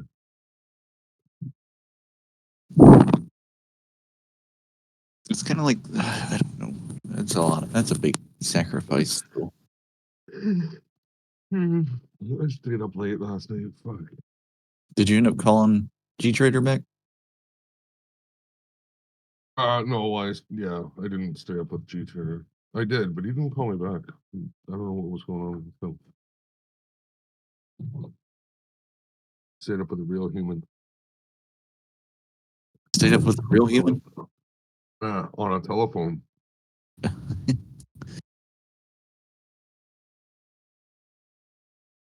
didn't know you had any of those in your life. Yeah. I'm a little jealous. Well, don't be, because this guy is a pro at starting late and going later. Like it's buy high and sell higher. That's kind of what you are to me. You have a habit. I know, but he's Harvey 2.0. Like he'll start at 10 and go till 2 or 3. and I have to shut it off. Like, fuck. I'm just like, oh, he would probably just go until 5. He would go right till the sun up. I don't know. Yeah, I gotta shut it off at a certain point. I think midnight's fine, right? Like, midnight is fine for me. It's I have to plenty late wake up enough. a little earlier than that, which is kind of my problem. Or I have to wake up around. Or actually, I guess I wake up around the same time you do. I have to get up around like 6:30. Yeah. But I suppose Yeah. you do the same for the kiddos. Yeah, exactly. So in other words, I'm just a bitch, and I need more sleep. I like sleep. I'll tell you that. I like sleep. I think after I quit construction, because I used to like it was like 4 hours on average every night. Like if I wanted to have a life, I had to sacrifice sleep. Like if I wanted to be at the house for more than an hour before I had to go to bed, I'd have to like stay up. So yeah, for like 7 years, I was just sleeping like 4 hours a day, and then I started doing this, and it was like my body finally decided I was getting caught up, and now I like have to have 8 hours. I got spoiled. That's what it is. I don't think it's very healthy to get Mm-mm. low number. I think under 5 or something like 5 or 6 or something. I think was not very healthy. No, man. Felt like you were like a zombie most days. Like on Yeah, it's autopilot. weird too, though. Like when you work the way you worked, it's like once you sweat it off, it was like it was like nothing. Mm-hmm. And just push it into the next fucking. Catch up later. Yeah, just push it into the next day, and it's over. The next day, the next week, the next. Exactly. No, it was, and I honestly, I'm not gonna say I ever got used to it because it definitely kind of felt like shit, but I got adjusted to it, I guess. But it was like that was like my version of rebelling against society. Was like I only had a few hours a day because I'd like get home at like 7, and I'd have to wake up at like 3. So I would rebel against the man by staying up late so I could enjoy my free time. I would make little things. Yeah. A little thing. I guess Fat Cat just woke up, so Looks like it. screaming at the top. I'm proud of you, Dima. You survived the chop.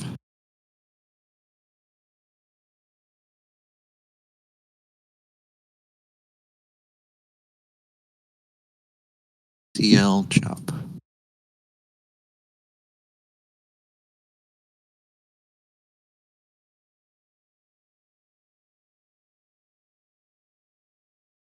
Might have to pull up my old picture. I gotta repost the new picture on Twitter. Yeah. I'm telling you, man. If we can get that Twitter thing all figured out and get paid, we'll be gold. Huh? Like, and you already have like 100 followers. I know. It's going good. At this rate, we should have a couple thousand, and then they just start giving you money, right? Isn't that right? I believe so. Do I got it wrong? I believe so. What's the point if I don't get paid?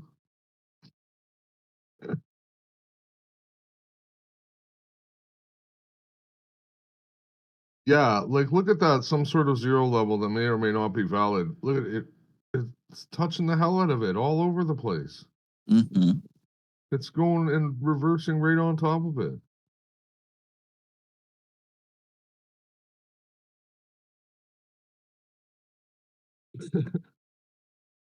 It may or may not be valid. This is kind of looking like a top to me.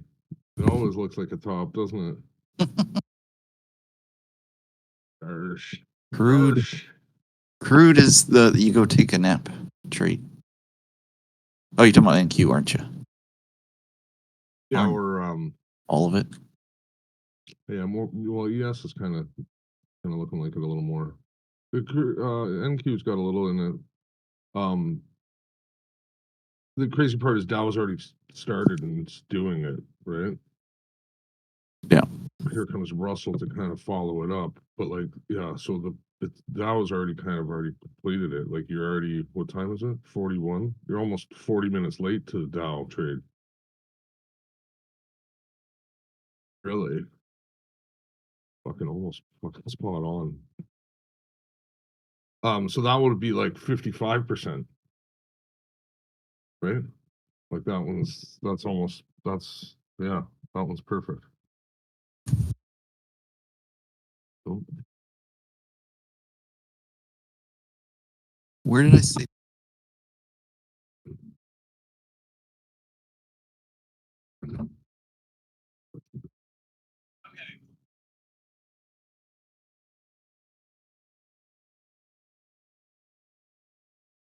How'd you get all your followers? I only have like you. the only one following you is you. No, I got Zero, Timmy, and Rye, and you. Oh, that's good. It's funny because I was thinking about it earlier when I was like this morning when I was shit talking, about how upset Zero's gonna be when he sees that, because like he's been trying to get us to like post like thank you Zero posts whenever we do good. You remember? You know what I'm talking about? Oh yeah. So like he's trying to get us to like not verify, trying to get us to like His stuff. not well that too, but to make him official. There's a word I'm looking for. To Oh yeah. I think I did. no, there's a word. Verified or Validate or not. Anyways, it's something Validate. like validate. That's not the word I'm looking for either. But yeah, he's trying to like make him look good, so other people want to do his whatever thing. I don't know why, to be honest. Yeah, I don't even know what he's. Yeah. But now the only person that has been doing that for him is me. And like, if anybody clicks on my Twitter, it's just gonna be a bunch of stupid shit. So like, am I really helping or am I doing damage? Who knows? Oh, that's what I was thinking. Why does it have to be so serious?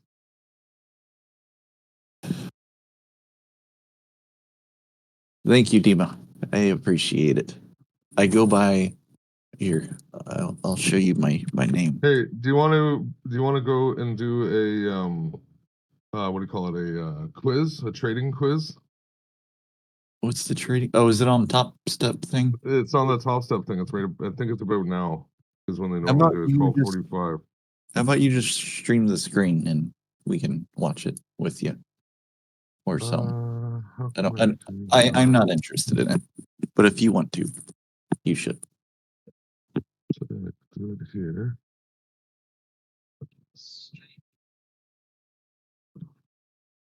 Wow, I haven't even looked at YouTube on this browser yet.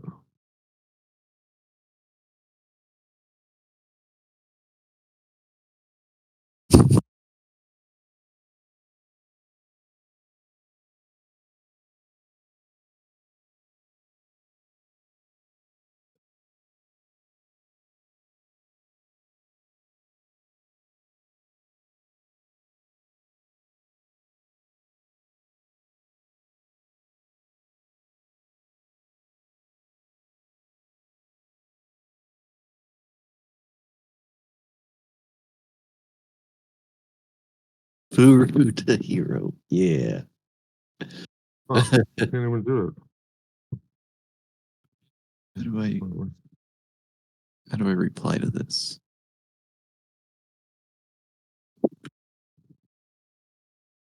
Oh, you can't edit your messages in Twitter. You can only delete them.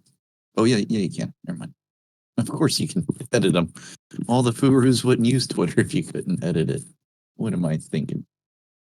Right? Oh. Oh. I have to have a premium subscription to Twitter? They have a Yeah. subscription now? That's bullshit. Oh my god.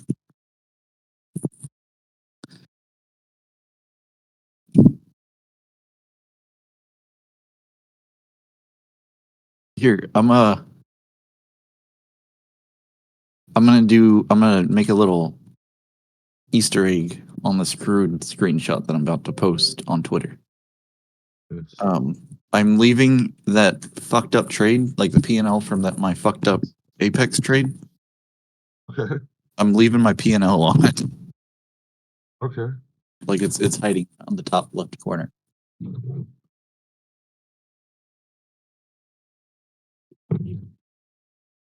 Tar The Twitter. target. I'm having fun with this. Yeah, well, I mean, what else can you do? Wait, how do I? I don't know what I'm doing on this thing, dude. The way they like organize it's so fucked up. It's like that notion. It's like it's all. I don't fucking get it.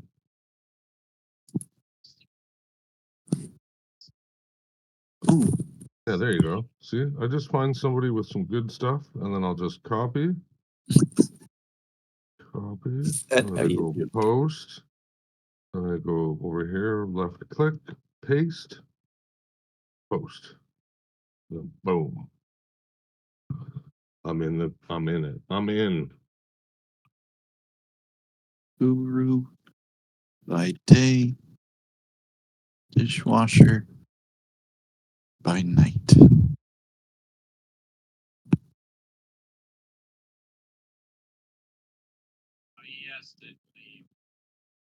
I updated my bio on the Twitter. Oh, there's a bio? Well, no, like where yours said like, go fuck yourself. Oh, yeah.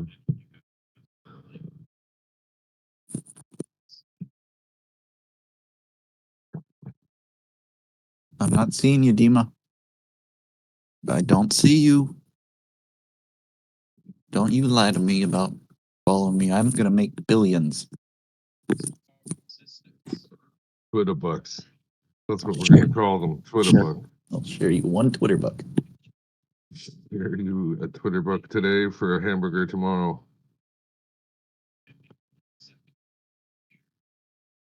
Oh, I'll follow right.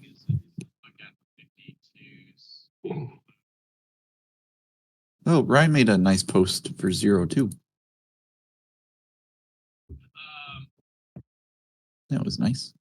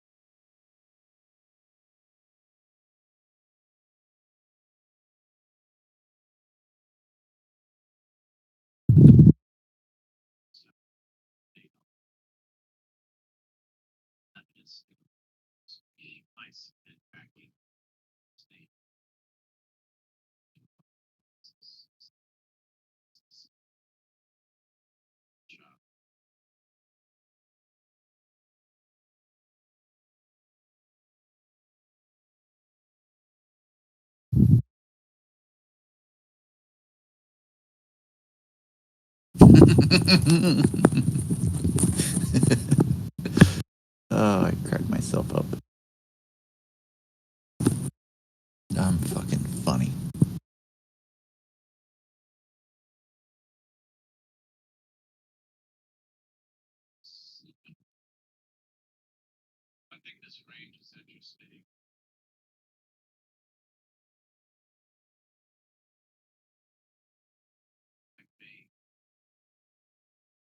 Mo.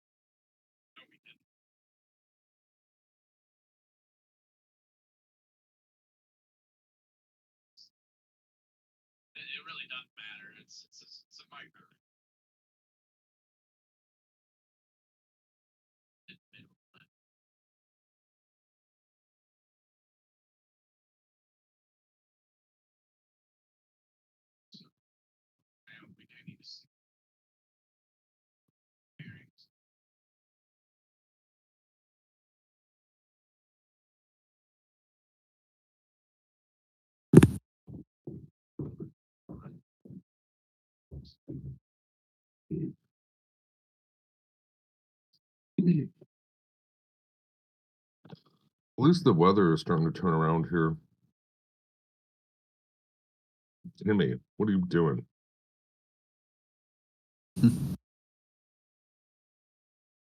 Oh, 78-16. So we got long 78-16. Yeah, actually today's the first sunny day we have had in, like, if I had to guess, like 2 weeks. So today I am going to be doing some car work in a little bit. I'm supposed to be doing some coding work right now, but now I got distracted with you on Twitter, on the twatter.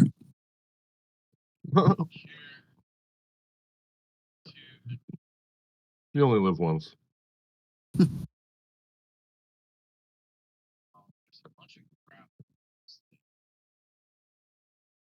I am using TopTickMo to validate and increase my following. I will need to ask him about that shortly if that's okay with him. But I'm going to act first and ask for permission later or whatever. What's What it is called? John eating? What is he eating? Berries. What's in the sandwich? It looks like a egg whites, turkey, and cheese. John's an animal. You know, that's, yeah, like look at how that. He's like a bird. Yeah. Like, remember when I told you about that fat cat? Fat cat, he's like fasting. He fasted for 3 days, and he's like, and then I didn't feel so good. I'm like, well, what did you break the fast with? And he's like, yeah, like a whole brisket. You're texting us for sure. Oh, no, I forgot to tag him. Shit. How do you tag people? You just say at, Oh, you just write it in there. but I wanted Right. to write it in the post.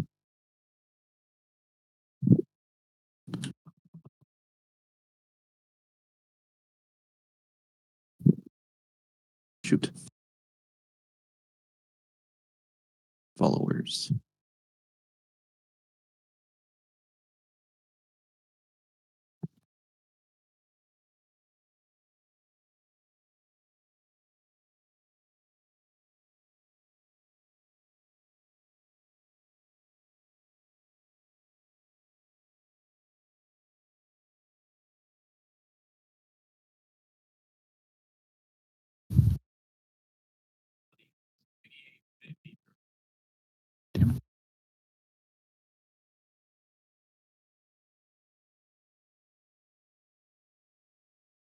Yeah, like we'll just throw them off with like comments like that.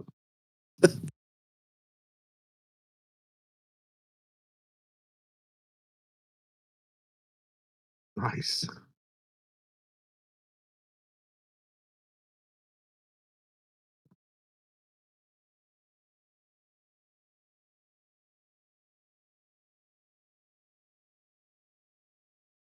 Tag.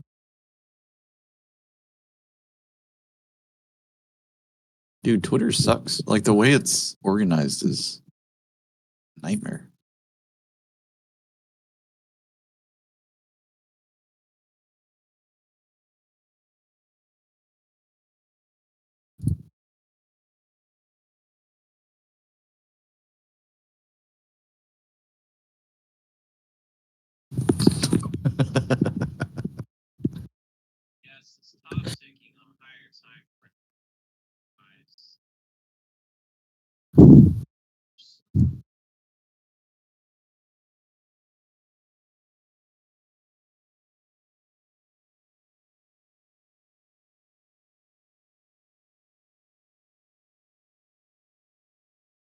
And there were 5.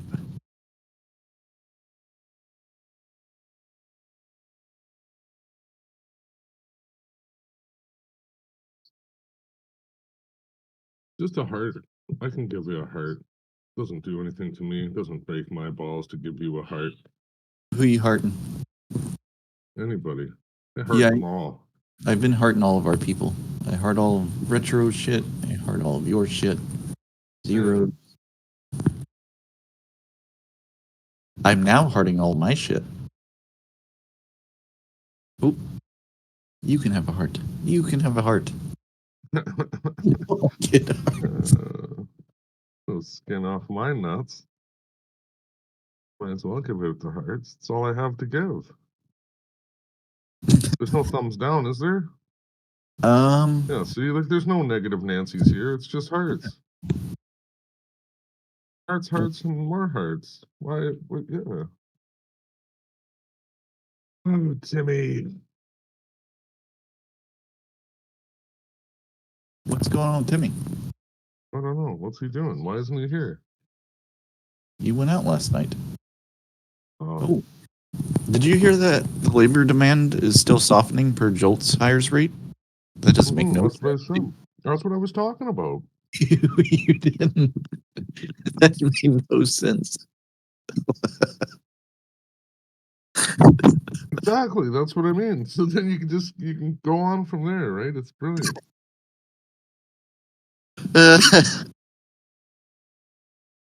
Demands. Wow. Per Jolt's hires rate. So it's really crazy.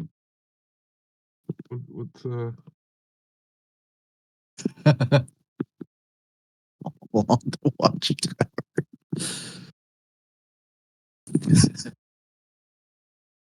Good stuff.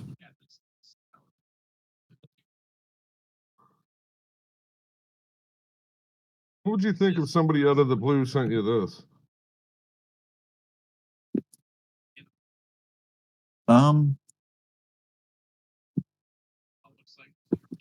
I would ask how much of some kind of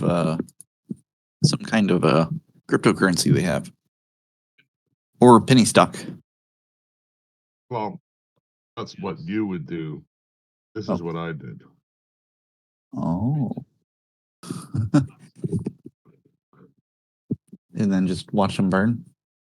Yeah, you wait for it to unfold on its own, right? I don't need to pressure the situation. It'll happen. He'll make his own poor choices. What's that? So that he'll make his own poor choices, no matter what you say. Exactly. I can just let him. Eventually the water glass will overflow and it'll have to be spilled somewhere.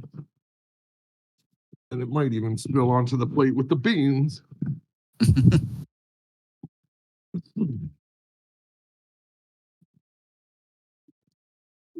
Stay. Okay. Here you go. I will give you a reply. All right, I have to focus. I gotta focus. I'm done with Twitter. No. No, We're just getting started. no, I gotta do 1 stuff. o'clock. I exited Twitter. 1 I p.m. cut the ties. No. But I'll still Bring stay it on back, voice. it's easy. I'll still stay on voice. But I do need to go to the bathroom real quick. I'll be back.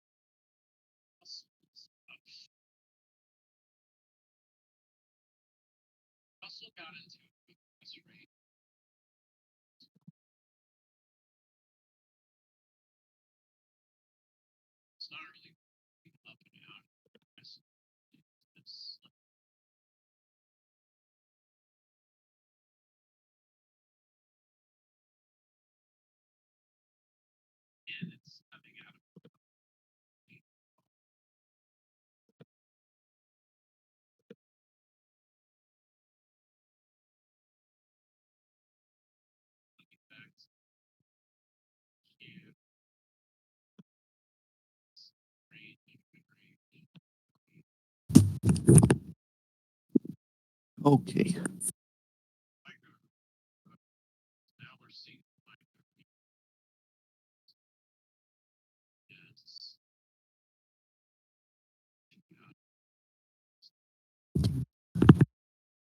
Oh, they just keep giving it up, man. This is. So they can't get it up? I don't get it either. When I have to type in like O to E there, finally. I've been sending you. You're the only one I've direct messaged almost. Well, you and or tagged or whatever, and it still comes up with a fucked up list of names that I get. Like, there's no like. It's not like, oh, hey, I remember last time you typed in a Z, and we'll just take you to that group of like, what the fuck is so stupid about this fucking thing, man? Oh, it's a nightmare. I don't even know why we're doing it. I think it's just eventually in your trading journey, you find yourself on Twitter. It's just inevitable. It's a fact. No matter how stupid Twitter might be.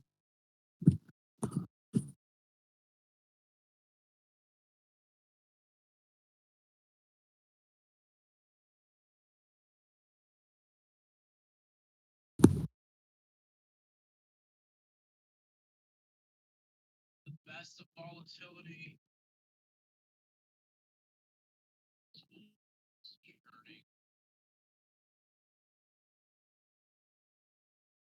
Okay.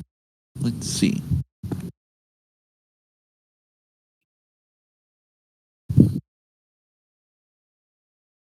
Oh, you gotta use that. That's how you do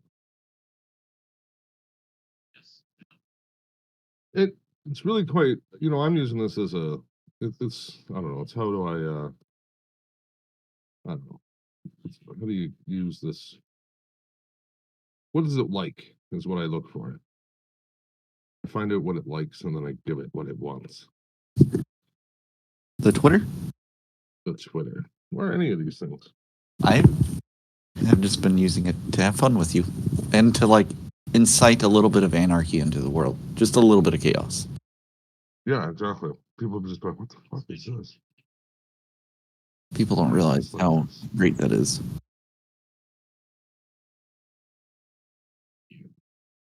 So what are we back testing today?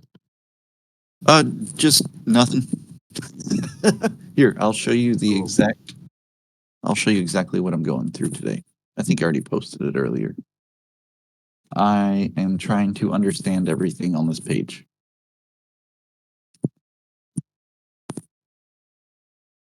That's what we're doing today.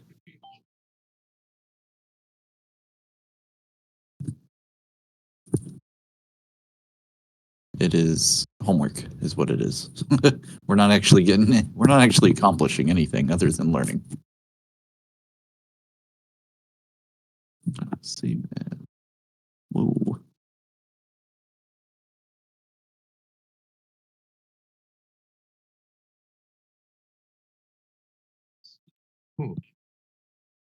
What are you gonna do with that? Watch that or read that or what? Read it and kind of walk through the code. Like I type out all the code and try to understand everything I'm typing out and why I'm using it or why he's having me use it the way that I am. And I Google what a lot of this shit means. And then I hook it up to a different ticker. So for instance, and time frame than he uses. So right now I'm using 1 minute data for Russell. And by the end of it, we shall have a little 1 minute data from Russell? Do what? Sorry, say that again. 1 minute Russell? Yeah, 1 minute Russell data. And by the end of this whole list of stuff, he will have you back test a few things that are probably not going to be profitable. Of course, they wouldn't share it, but explain to you how to find your own stuff.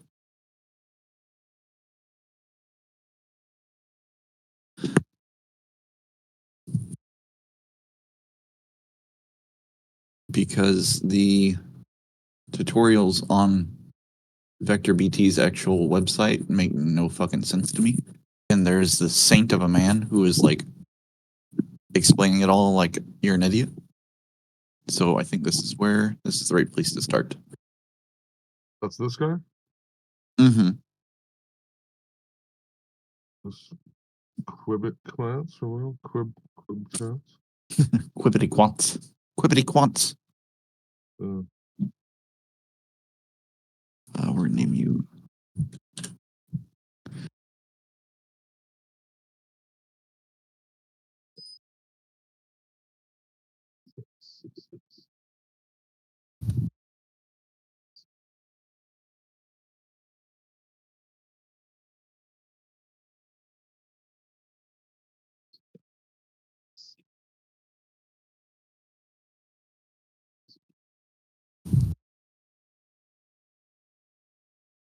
Oops.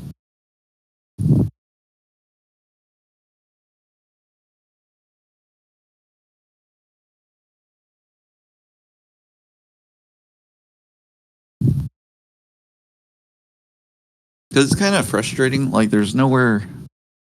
In order to be able to do anything that I'm trying to do, you have to learn about a bunch of stuff that has nothing to do with what I'm trying to do. So that has me trying to take shortcuts, like just learning the bare minimum. Yeah. Because backtesting stuff is not all that difficult if you know what you're doing. So I'm trying to just learn like the bare minimum to do that. But there's nowhere or nobody that teaches you the bare minimum. They like expect you to already know the bare minimum. But then if you go to the people that teach you the bare minimum, they teach you everything. Or sorry, if you go to the people that teach you like you know nothing, they teach you everything, not what pertains to this.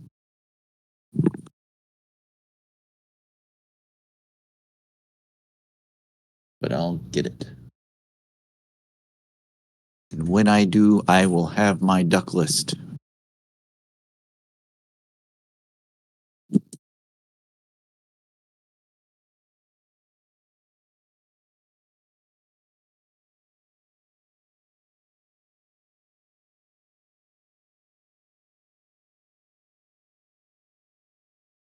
There's always it's just that, I don't know, they're so random in nature, right? Like,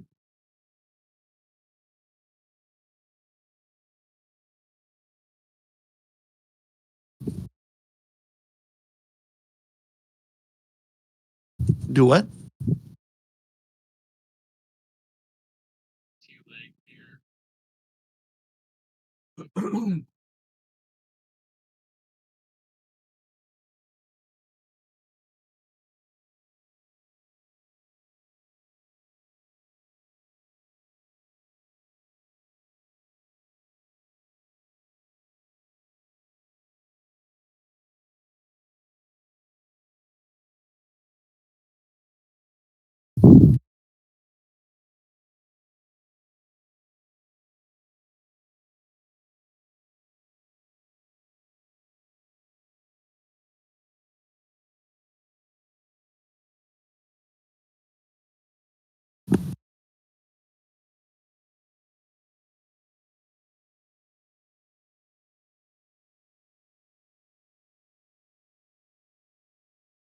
That didn't work.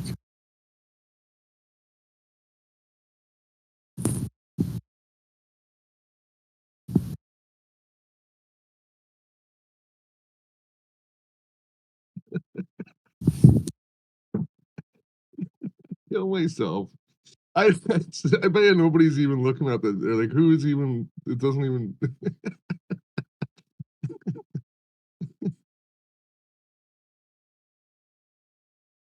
Nobody's looking. It's just two crazy motherfuckers shouting at each other over the internet. Just the ramblings of insanity.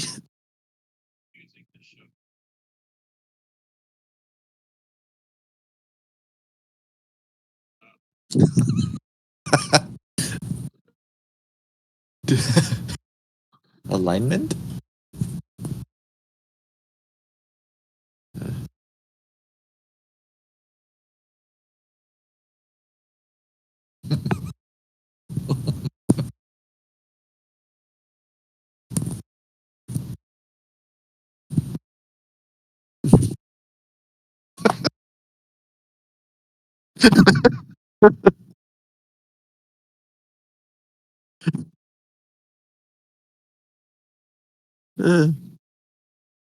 Here are 5 RV. Holy shit.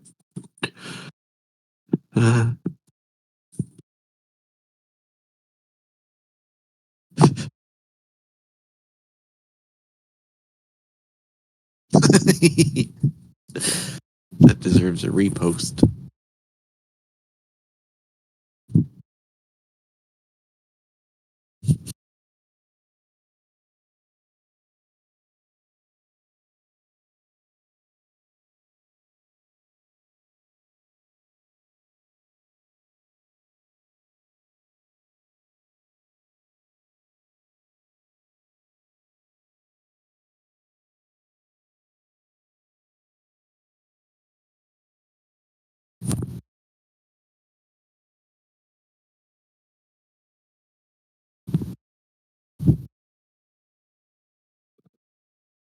Okay.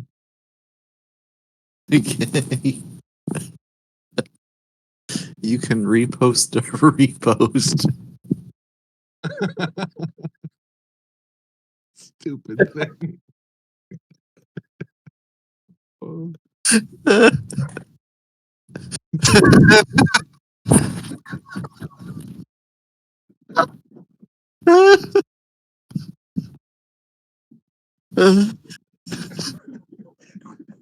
Oh, well, let me get on that then.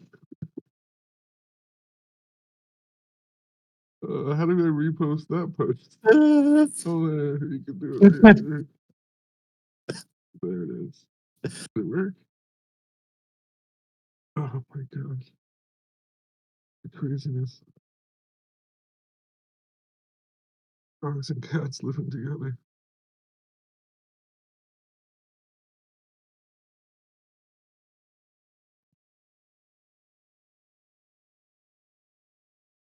Holy shit. Uh, uh,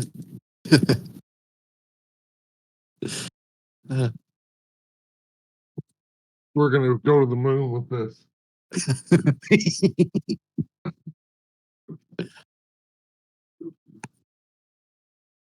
You would like to do this? This is the full-time job I've been looking for. I am not fucking kidding.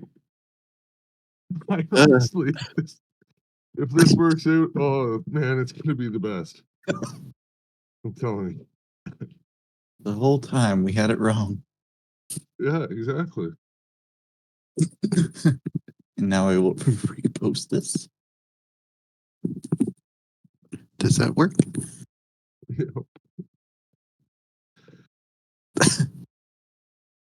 Yes, it worked. It's already been reposted. I can keep this up all day. I just have to go refresh the page. Look at there, boom, it's up.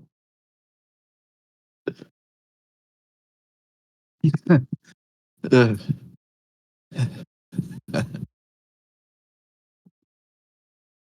Whew. Good shit. All right, back to work. I love you though. Goodbye. Twitter has been What are you closed. gonna do? Twitter's been closed for the third time. Yeah, well, this comes in streaks and waves, right? You can't waste it all in one shot, right?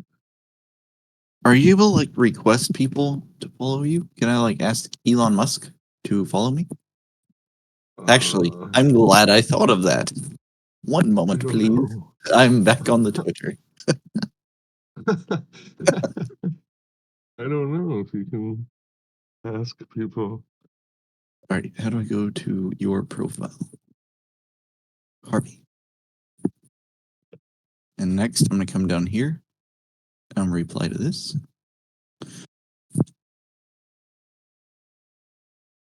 At Elon Musk.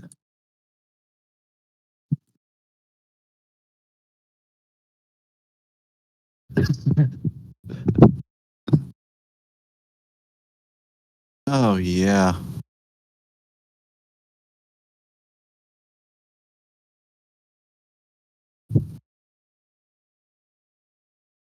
Who, does Jerome Powell have a Twitter?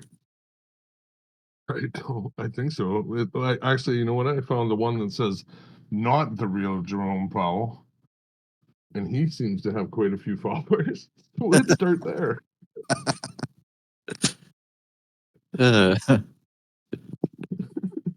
These people don't know what they're in for.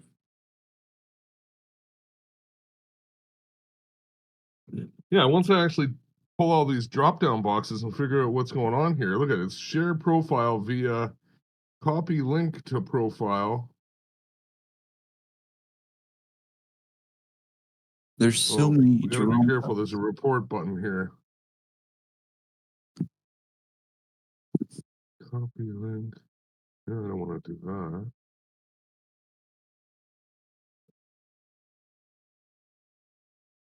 All right, we got to get the real Jerome Pell.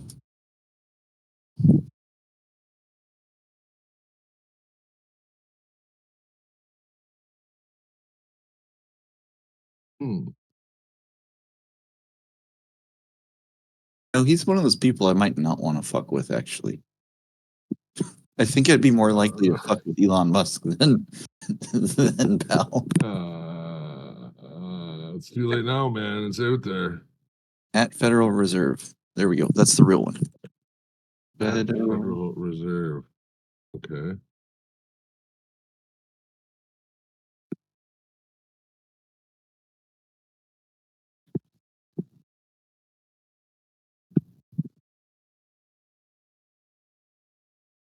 Emily, I have a favor to ask. Do you have a Twitter? No, not under my name. It's a damn shame. TN4. I'm creating a cult of people and people like me. Oh, because I'm creating a cult. Harvey got me all distracted on the Twitter, and now I'm. What? Wait, Elon Musk followed me? It worked.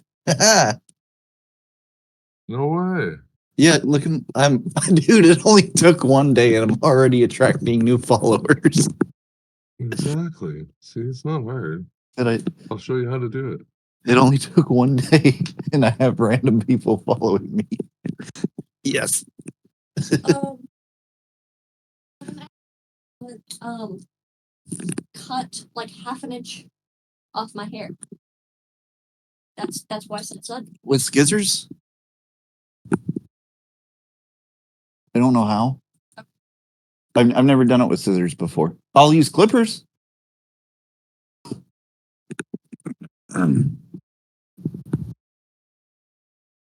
Already have new followers. He only has one follower. This isn't the real Elon Musk. How do you know that? Come on. It could be. What if he just started a new one? To get away from all the fame. Exactly. To get all of the fame.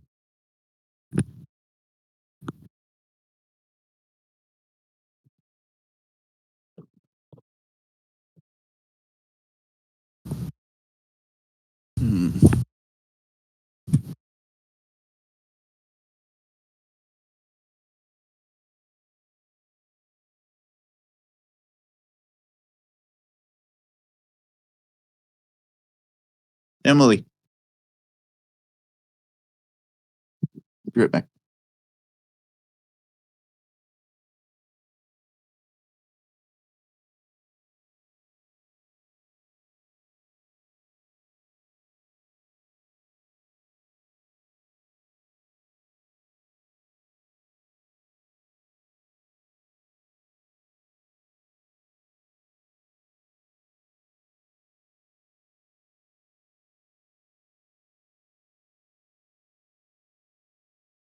Oh boy.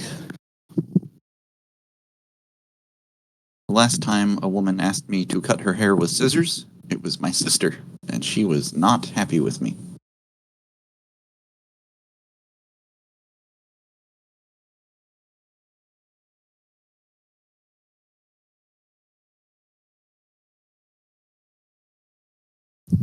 So I can really just tag anybody. That is a magical thing.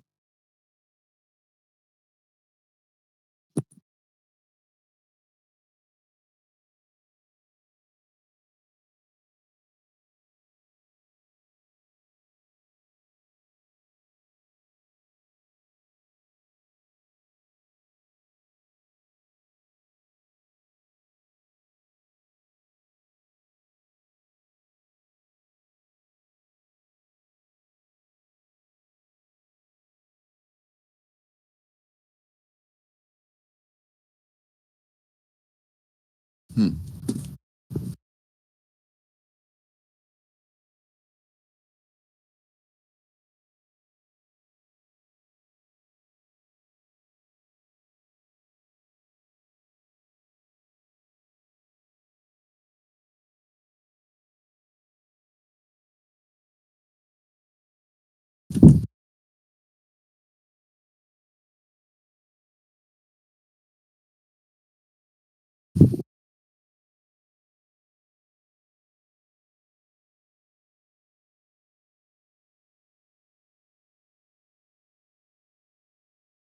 Done and done. What? Okay, so what happens when we get banned? So that's what I was wondering. Because I've now put a lot of effort Do I into Twitter. Do I have my privileges taken away at that point? Do I not get to twit any more twats? Because I know people do get banned, apparently. But I'd imagine they have to like be doing dangerous things like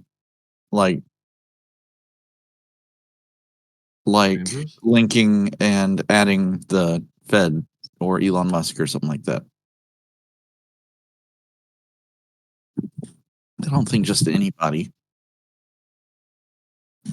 gets banned. Oh, look at that. See, look at this caddy. Oh, is that your...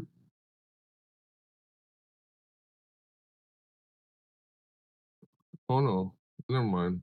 I thought that was your different sister or whatever. That's some other lady. Some broad just liked my stuff.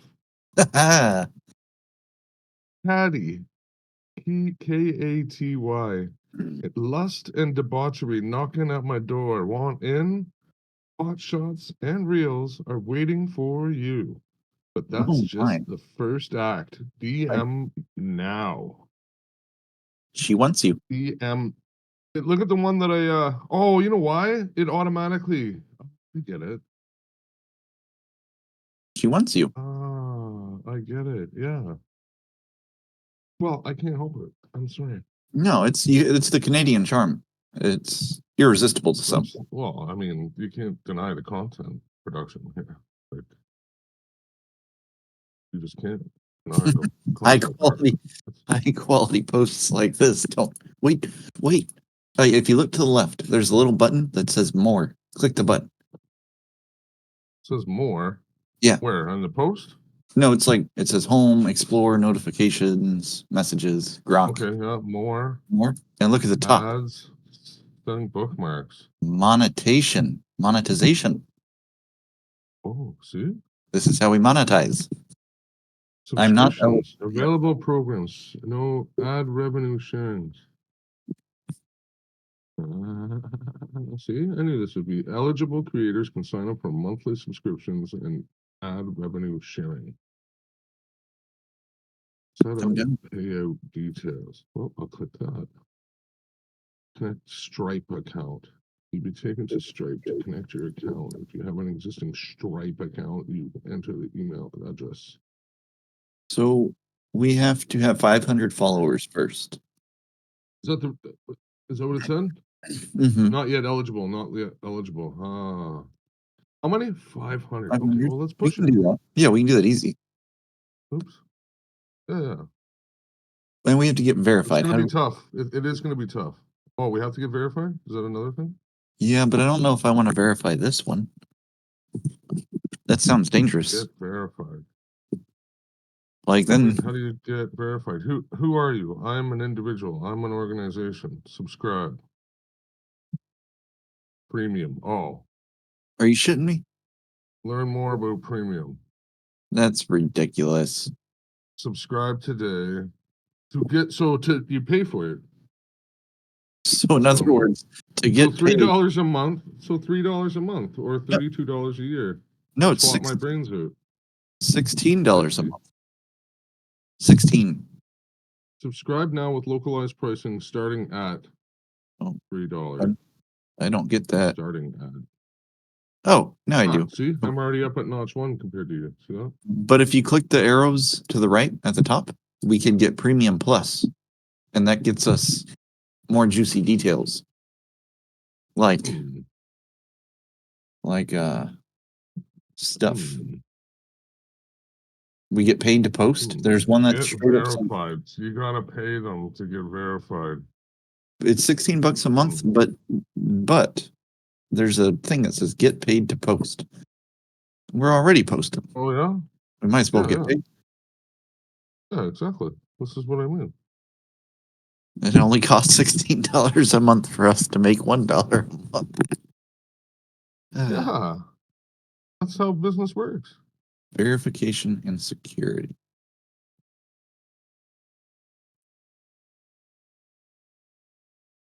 So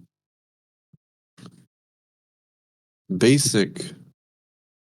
If we do basic, we don't get the check mark. That's not cool. We need the check mark. We have to have the check mark. You don't have the check mark, but we got nothing. And we can't get paid to post. Yeah, exactly. Without the check mark, we are nothing. To Twitter.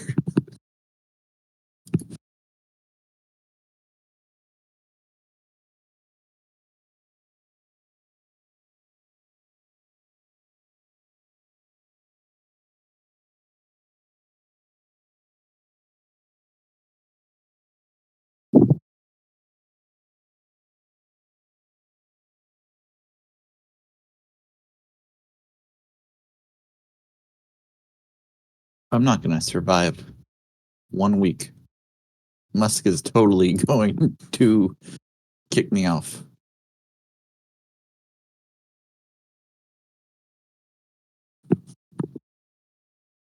You think so? Yeah, dude, I've already tagged him like 3 times.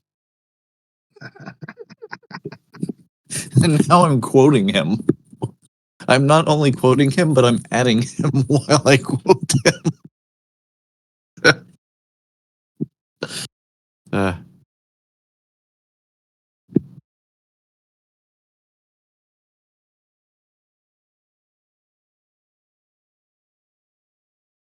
You know, and I'm like looking at all the people that are on voice right now. In the next like 6 months' time, it could just be me and you in here, just talking nonsense. Yeah.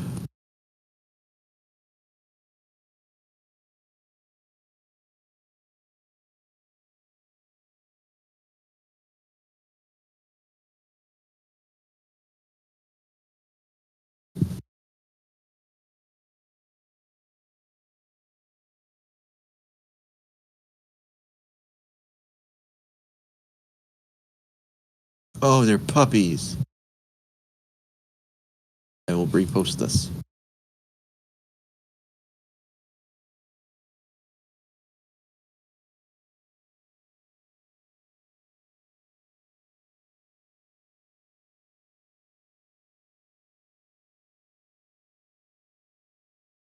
So they've been like talking about making these big tidal power. I don't know what I can't remember what they call it. It's like I think it's tidal power, but where the waves are what makes electricity. And they keep talking about like deploying these by like the millions, like just putting millions of them in the ocean. But I feel like that have like massive consequences. Like at a certain point, like once we put enough in there to make the power we're looking for, that would have to have like huge consequences to the ocean and the land and the air, or sorry, the wind. So I guess the climate as a whole, because you're like muffling, you're like muting waves, and waves serve a big purpose, and currents serve a big purpose. They don't want to be muffled.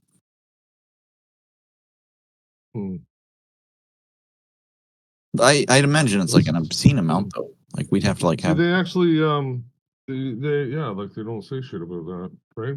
Yeah. They were well, like wind turbines. They were saying something about they put out a sonic, you know, and birds run into them, and oh, I didn't know that. And they put out some sort of sonic, like the pulsing is actually bad for people or something. Or the motor spinning, or not the motor, but the coil, or something. Yeah. No, I believe it. I mean, like half the stuff we do that we say is renewable, I think is like, if we do it, maybe that's what it is. If we do too much of it, it could be catastrophic. But if we just do a little bit of everything. Maybe that'll work. Or we can figure out how to hurry up and do this solar power thing efficiently, because that's kind of the problem right now is we aren't efficient enough. I mean, the solar thing might even have consequences as well, right? Like reflecting back up into the ozone or whatever, right? Like, you know what I mean? Like, Yeah. So maybe I don't nuclear. Nuclear might be the best bet. oh, I don't know about that. We need to get to the dilithium crystals. That's what the problem is. They just haven't done enough searching for the dilithium crystals to be, harvested. We need to go to certain places, right? Right. And that's why I'm saying, like, we'll have some dilithium crystals on Earth, but once we before we ever get close to using those up, we should be able to find some more in space. Mm-hmm. Yeah, harvest them there. Especially if you remember, I'm kind of making this up because I doubt in our lifetime it's going to get here. But that thing that my dad's working on, that would help with all that. Mm-hmm. It probably ain't going to be to that scale for another like 5 generations, but that I'm sure we won't use up all the dilithium before then. Mm-hmm. Mm-hmm.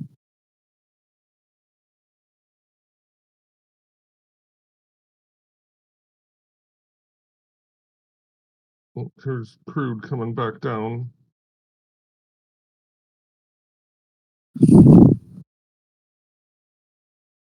Might be your last chance to get into your swing longs. Yeah, you think so? Mm-hmm.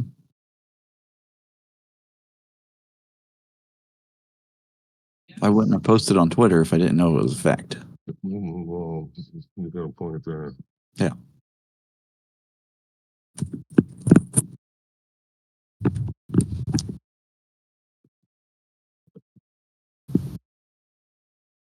Brian, Oh, look, there's that Tory trades. Is she following you now?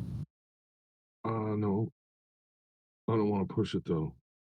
She seems like she's hard to get. Tory Trades. That sounds familiar.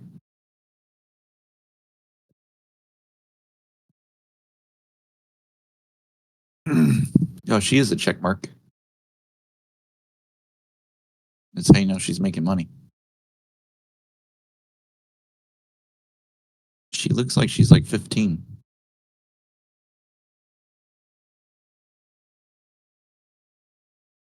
Yeah, see, fuck's sakes, man. The thing has no memory of what. Why doesn't it have a memory of who I'm tagging?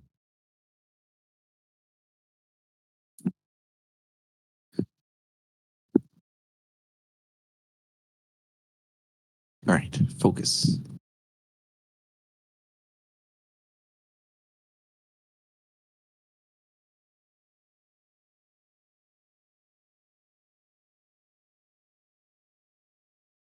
So why doesn't this work? Nope. Be matched. Dot dot.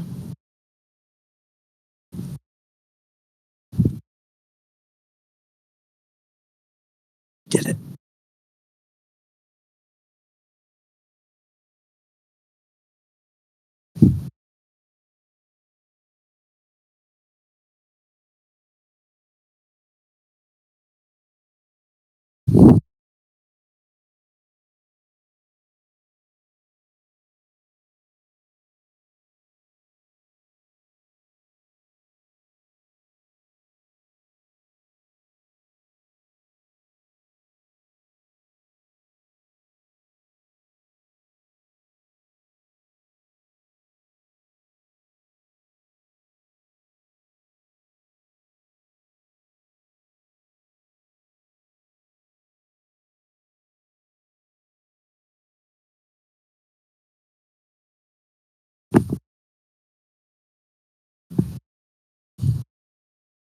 It's hard work doing keeping this up.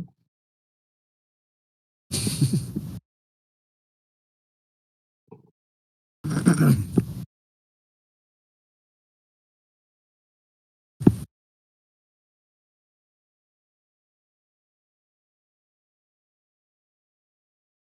now we just wait for the magic to unfold overnight. And the followers will come rolling in now because of this I think extra so. work I put in today. All this extra work's gonna pay off here. You just watch. Watch. All of a sudden the followers are just gonna go ching. 500. Wait. See, this is what I mean. Holy shit. You and your big old check mark. All right, Mr. Muskie, you're getting one more tag.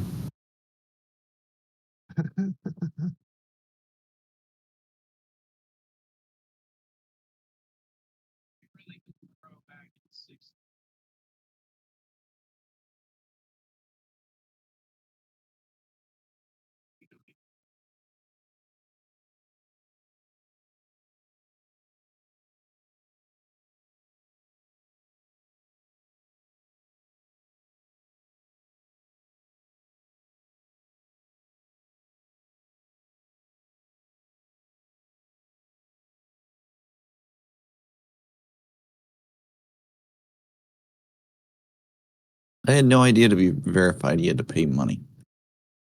Yeah, that's not cool. It's not cool. Now you finally understand how they're making money with this whole Twitter nonsense.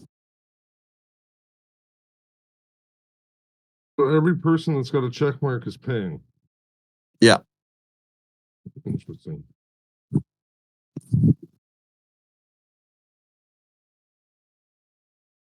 Interesting. And they're not paying a little bit. Like, they're paying like $30, or sorry, I guess it is a little bit. They're paying like $30 a month. Yeah, like, you know what I mean? Like, to me, that's a lot. But I mean, I have yeah, I spent a lot of money. I spend $100 a week on booze. So on average, right? So that's not. They actually went back to almost all hard liquor because of the price. But I have started mixing it though. I started like mixing it a lot and not chugging it. Yeah. Because the just never mind. I don't want to talk about it. It's easy to drink too much hard liquor. Yeah. Oh yeah. I measure it out kind of before I start. Like I said, I have those 2 water bottles and that half a fucking Nicky of scotch. It's way too much. I need to cut it back. Well, it starts with measuring it out though, and then you can start cutting it back slowly. Yeah, well, you know what? It's really, yeah. I don't know. It's funny because every time I cut it back, it's like then the night gets prolonged. Like it takes a longer night. Mm-hmm. I end up almost breaking the, you know what I mean, the measurement anyway. Yeah. It's almost like you might as well just go to that right spot and then don't go any further. But I don't know. I think I'm going to run that number 12 wire because if we have to, we can just change down those heater elements to 3,800 watts, which would be perfectly because I already have the 20 amp breakers. I already have the double pole, 2 of them. And then, whatever. I think the wire can handle it. It's made in China.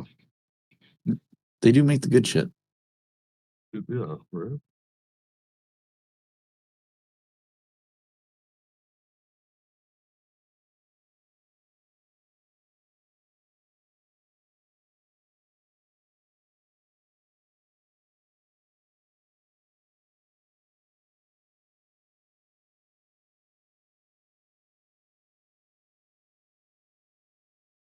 Oh. Dude, I cut down all my trees in the backyard like a year and a half ago. And I realized just the other day that I didn't leave a single good trees, like a tree for a swing. Because you can make some awesome swings on a big old tree. And I don't have shit.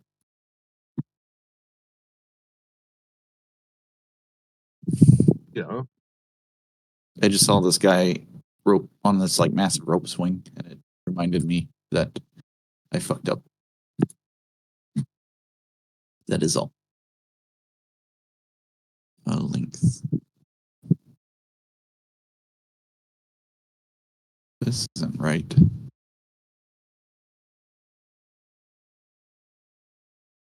Data. What you got?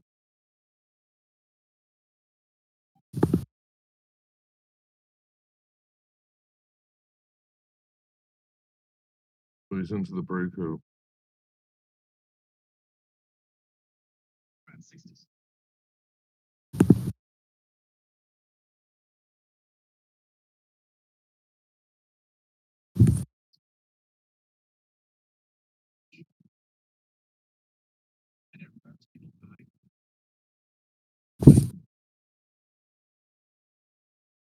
It takes that one specific rotation. There's always just that one rotation where everything shifted. The moment it fucking down to those 60, whatever, 60 points on that last rotation, you came back in to be flushing the micro range that had the leg after being for 5 leg to get micro range, and they're already up half of it. That's the balance. Russell's got some pepper in her steppers. You could be hitting these highs. I think 70. I think we're gonna get a measured move. I think 75. Be a big day to actually. That's the thing, guys. You guys can look at your analysis. There can be just one thing that'll drastically shift it. Price action. On order. Bars. Those bars are rotating. My opinion, bars.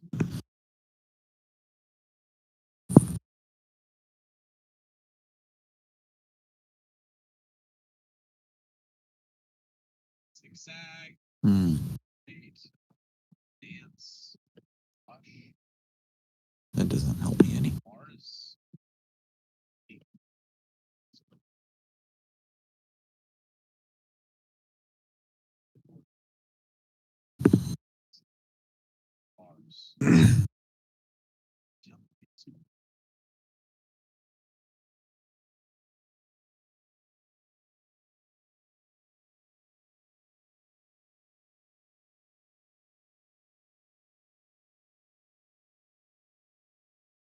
Got a massive 5,000. We've been out. And then you put it something.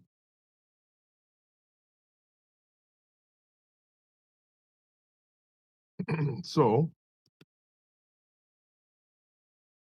I'll put it right in the fucking fucker. Right in here. This is where Fat Cat got long.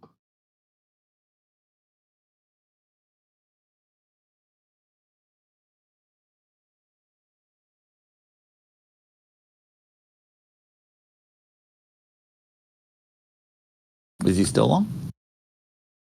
Yeah. More nice.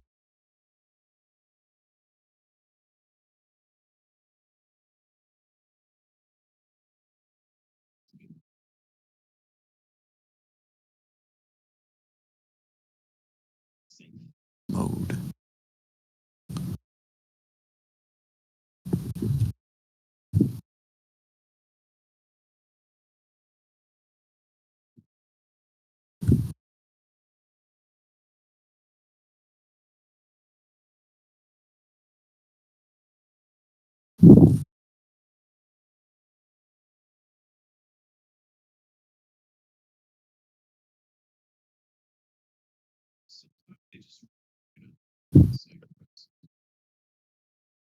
See, that's the thing. He will not turn down money, right?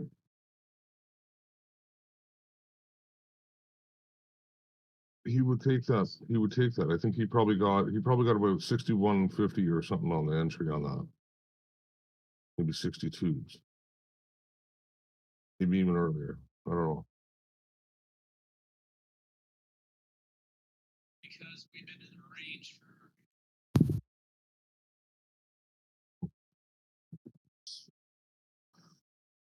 Yeah. And look at it now. Like there's that's 20 some odd ticks, right? 25 ticks. But it's gone up from there. Not too bad, I guess, right? Just a couple grand is all. Yeah. Right?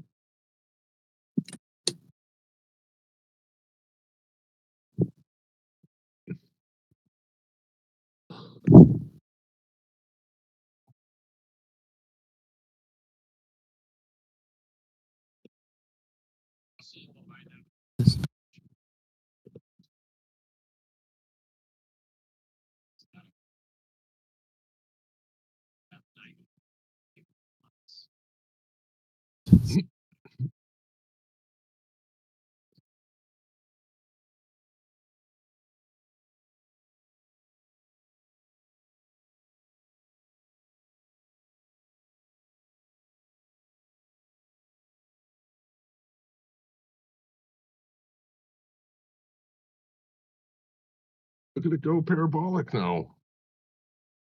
Oh shit! What do I fucked up something? Wow. so just puke right here.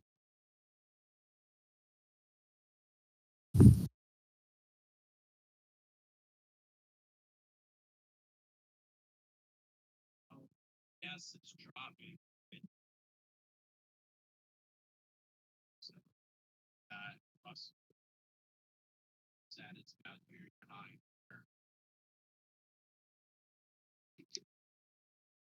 Starting to see some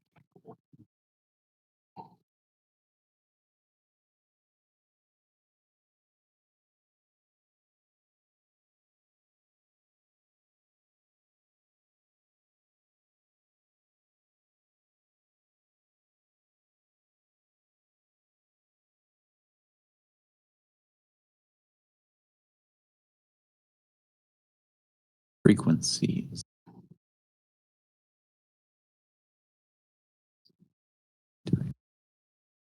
Now let's see if possibly yes.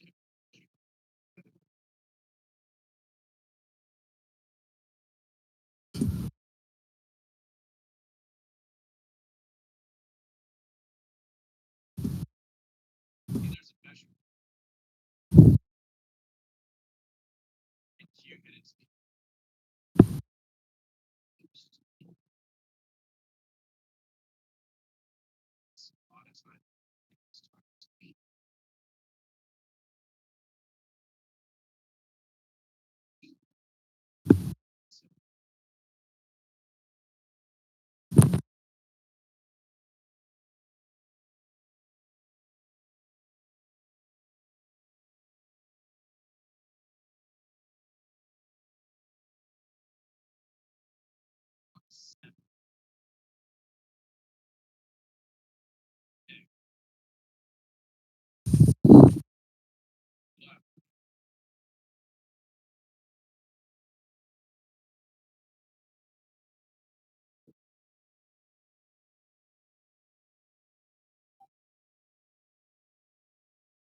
huge.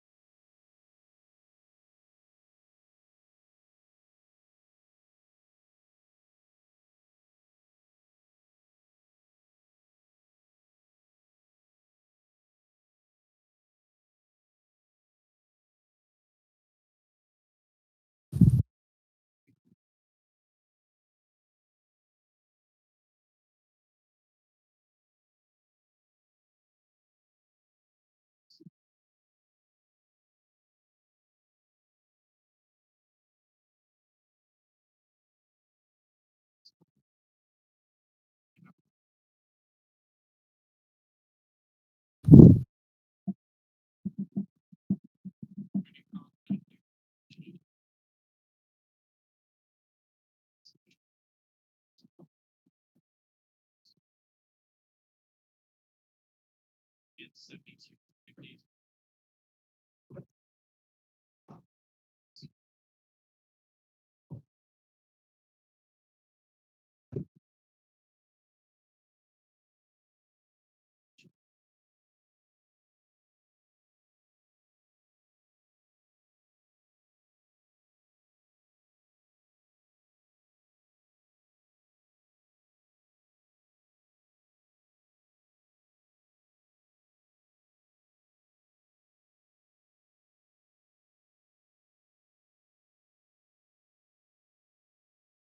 We'd like to see that.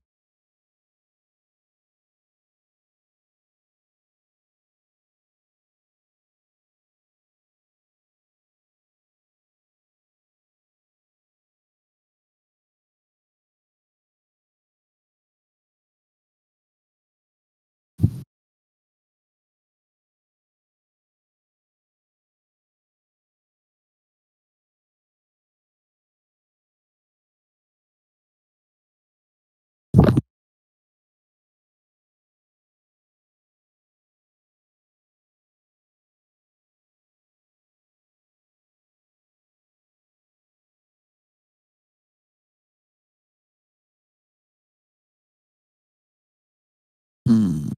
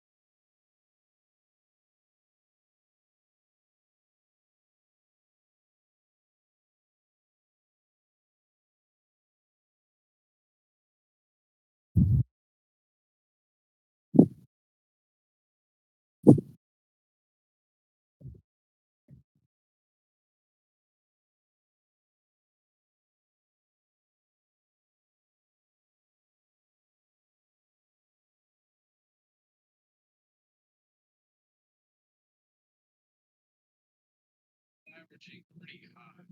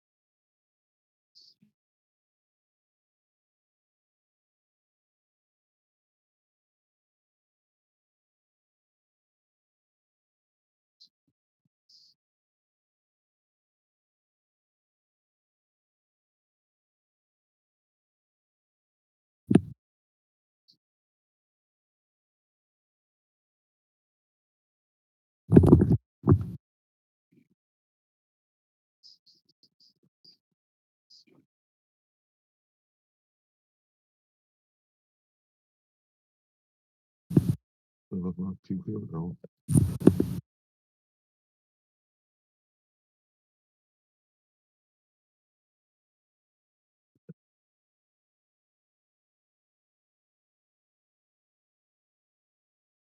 Clock.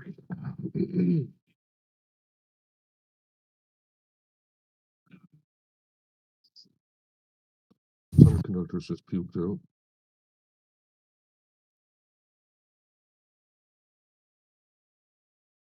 Dollars are still fine.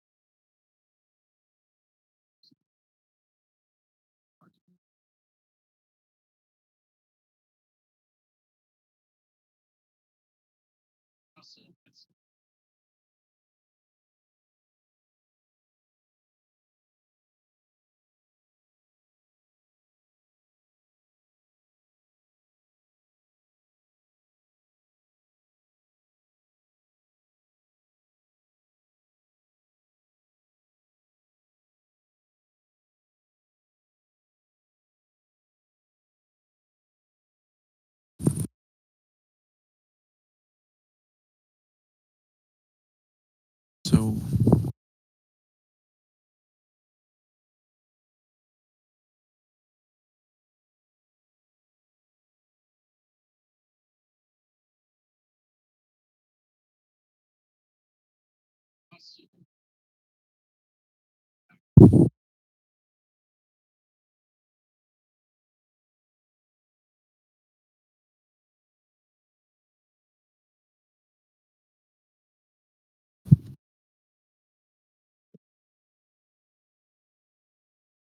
Pretty big earnings after hours today too. I saw that. Oh yeah, so I found out I own Coinbase, which is cool because that's been going up. I don't own a lot of it though, but it's up a couple hundred, so that's cool. Whose earnings are tonight? It's AGVO. I can look it up. Oh, I have it. It's right here. Okay. On my other Discord. Costco. DocuSign. That was Costco, Broadcom, DocuSign. Oh, DocuSign. I do own DocuSign. Wait, no, I don't. I sold it because I thought I was smart. I thought DocuSign was a good idea. They should do well. So Russell's dumping out here. Is this going to make the others dump? The semis are kind of holding here. So almost the right amount. It's almost the right time. Look, it's 2:05 in the afternoon. Oof. Alphabet's starting to puke a bit. I might actually. Longer time bonds are starting to go down a bit, so that might be something. Buy DocuSign again. DocuSign might be the only me trying to be smart decision that actually went right. I think I closed it in like October 2021. Or maybe after that gap or something.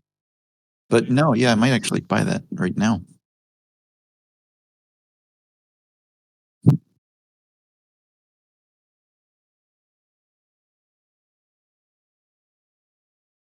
Free.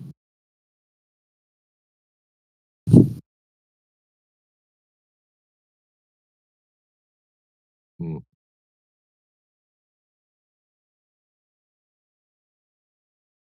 Hmm.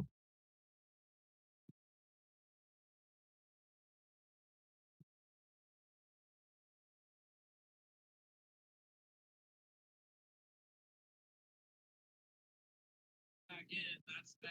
Again, I told you guys, Russell. Eventually drag the Oh.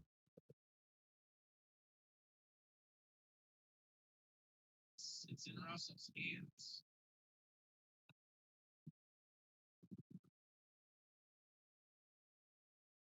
It's very close. It's very close, but it's not ready. Which means it may not do it. That's the thing. So a failed woo is a long woo, right? I don't know about grabbing it long here because that's going to take nuts.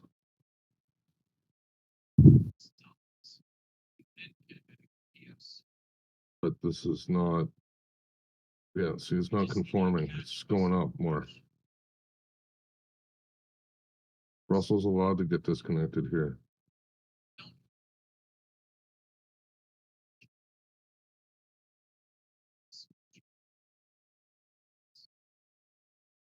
All the currencies are flying high and the bonds are kind of,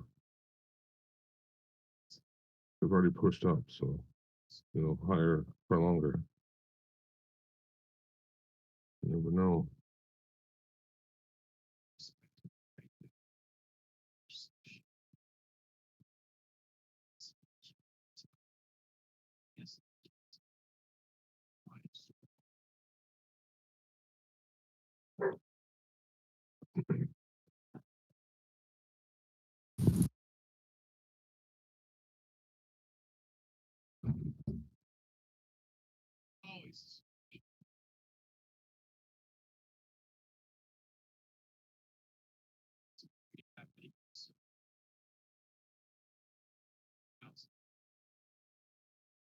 No, it's dumping. Shit, what about?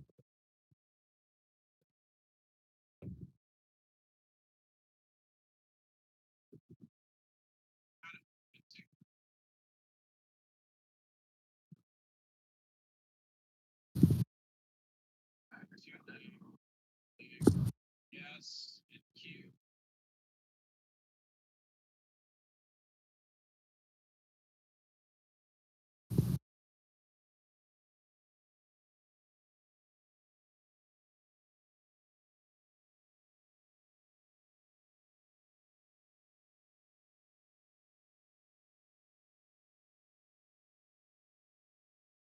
Still looking for that much.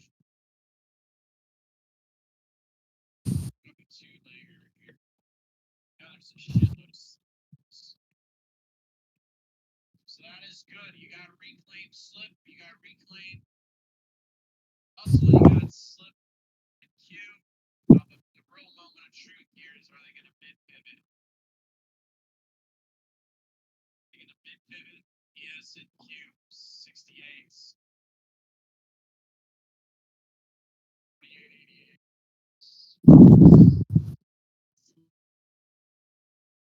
You get a beat in the slip. I take it down to the hourly chart, and then I take it down to the 5-minute or the 15-minute chart. Now, depending on the strategy, my ideas mainly will stem, as I mentioned, from the daily chart. That's where it all starts. The daily chart with the 5, 20, 50, 200-day simple moving average overlaid. And that's the starting point for me when I'm analyzing a stock or a sector and determining whether or not there's a swing opportunity there. From there, very importantly, I want multiple time frames to align, starting from the daily, working down to the hourly chart. So the next step for me is then to consult the hourly chart to determine if there are any critical levels of support or resistance that I cannot as quickly identify on the daily chart, or if there are levels on the daily chart of support, resistance, potential inflection areas that then shine through as well onto the hourly chart. All right, along with identifying very important pivot spots, higher lows, lower highs, etc. Then the lower time frame, that's going to be used like the 5-minute or 15-minute chart when I'm actively watching the stock trade and I'm stalking it for an entry or potentially even an exit intraday. Although mainly during the morning before higher time frames have set up, that's usually when I'm always consulting a lower time frame. Once the morning trading has settled around 10:30, 11 a.m., that's when I'll primarily be focused on the 15-minute and upwards in terms of time frame, and I won't be looking or consulting anything under the 5-minute chart. All right, so let's look at an example of how all of this aligns and actually look at a real life example. So a brief walkthrough, I would say. Let's do a brief walkthrough of using multiple time frames from the daily all the way down to the 5-minute chart. So starting with the daily chart in the video, this was an actual trade plan, an actual idea I shared in my weekly watch list. And I think it's first of all important to remember that I use multiple time frames to paint an overall picture of the idea and key indicators to complement that idea and really just to facilitate my decision making. So on the daily, as I pointed out from my watch list in real time when I first shared the idea, before the breakout. I liked the multi-month consolidation in NVIDIA. I liked the multi-month consolidation, and importantly, it was above key moving averages. Okay, it was coiled near a very significant breakout area that was 500, which acted as resistance over multiple months. So the idea came from the daily chart.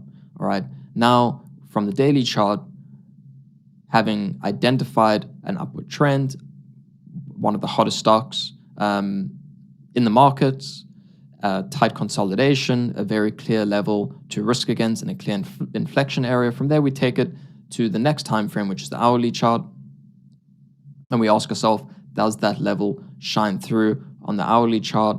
Are there other areas that we would like to take note of? Well, 500, as we can see, clearly does shine through onto the hourly chart. It aligns across multiple time frames. All right. So from there, then we want to take it one step lower. All right, and we want to consult the 5-minute chart. And on the 5-minute chart, a lower time frame, and again, one that I'm going to use just for precise entries. Specifically, I'm looking for the stock to have sustained buying over the key level and to be able to hold above it. So like I said, I'll use the lower time frame when I'm stalking it for an entry. And if one isn't really focused on reading the tape, a helpful tip is to look for, you want to see sustained abnormal volume and the price to remain above the breakout level and or the intraday volume weighted average price. That could signal, very strong price action to you. And that could also signal, of course, buyers that are stepping up above the breakout level and supporting the stock. And so obviously we see that here with abnormal volume, price breaks above the key level across multiple time frames, the breakout level inflection area of 500, and it holds above that along with the intraday VWAP. So once I've entered the position using that lower time frame for precise entries, like the 5-minute, for example, I'll then have my hard stop in place. And as that trade develops, I'll switch to a higher time frame to manage the position and just to keep tabs on it. But the key here and the big takeaway here is that all of the time frames should be aligned and all of the time frames need to complement and work together. All right, but what about a template for a swing trade and key variables and characteristics of a swing trade? So right before we go over specific swing trading setups and strategies, I want to go over the key variables and the key nuances, I would say, that make up a good swing trading opportunity. Because now that you understand, or now that you should understand what swing trading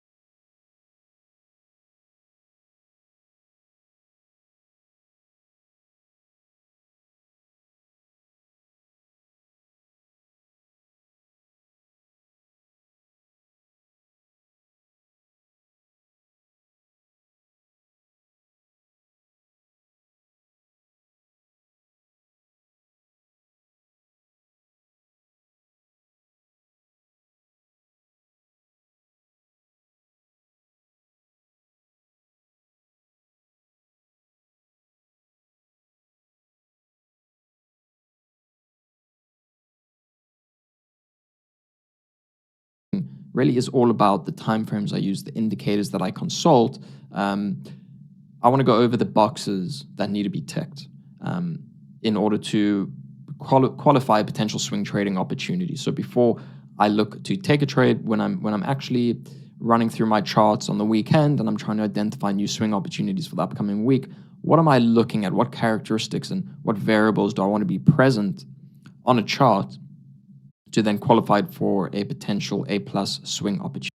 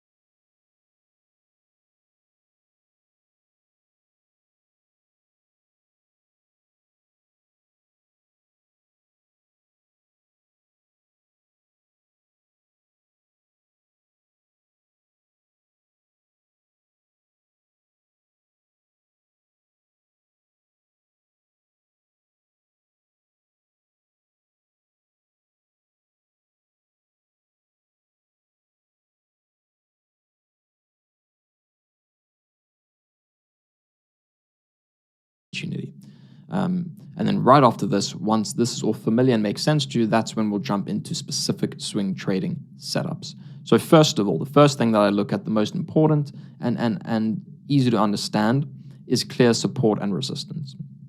So an established level of support and resistance. So I need to be able to clearly identify, looking at the chart, clear levels of support and resistance, which, if breached, could signal and confirm a significant breakout that might lead to, I would say, substantial directional moves.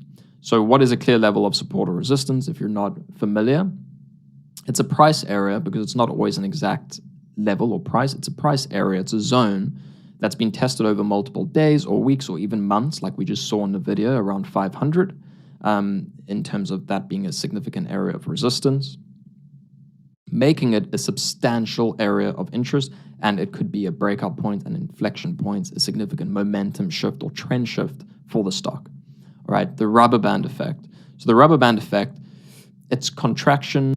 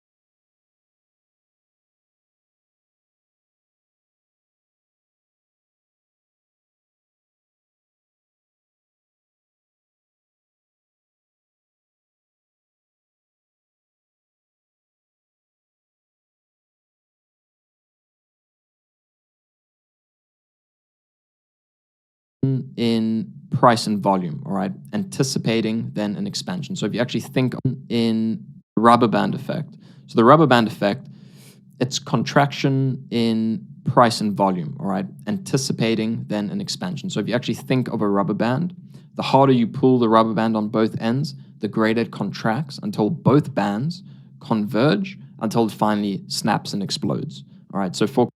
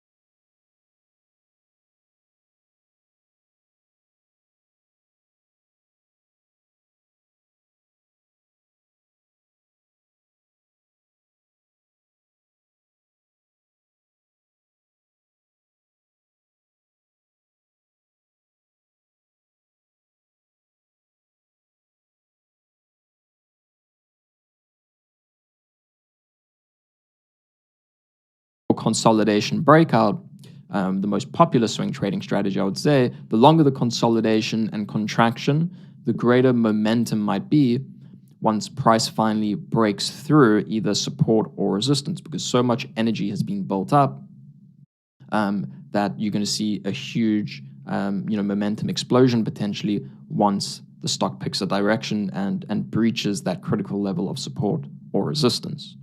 So that's a nice way of visualizing it and thinking about it. All right, then you want a clear level to risk against, all right? An area of where am I wrong, if I take this trade, and you want to make sure that it has the potential for skewed risk reward. For example, if we go back to what we just walked through in the video, there was a very clear level of where one would be wrong once the stock broke out above 500, and that area would be 500, because if it got back below 500, then it would be a false breakout, and from a failed move higher might come a fast move lower. So you always want to have a very clear area of where you are wrong, and that depends on how you might define that. But that is how I think about it and define it. Notable relative strength or weakness.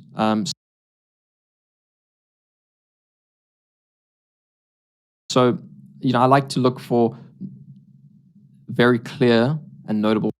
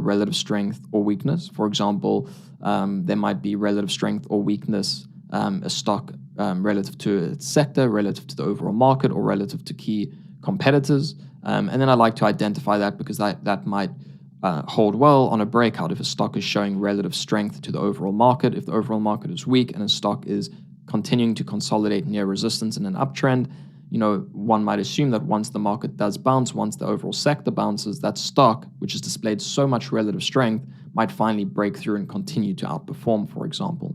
Then the alignment of multiple timeframes, which now you're familiar with, like I went over in the video, I like to look for numerous timeframes to align. It just gives me more confidence in the overall setup, and it always begins with a higher time frame. And I get excited when multiple timeframes align and key levels shine through and hold weight across all the timeframes. And then a catalyst.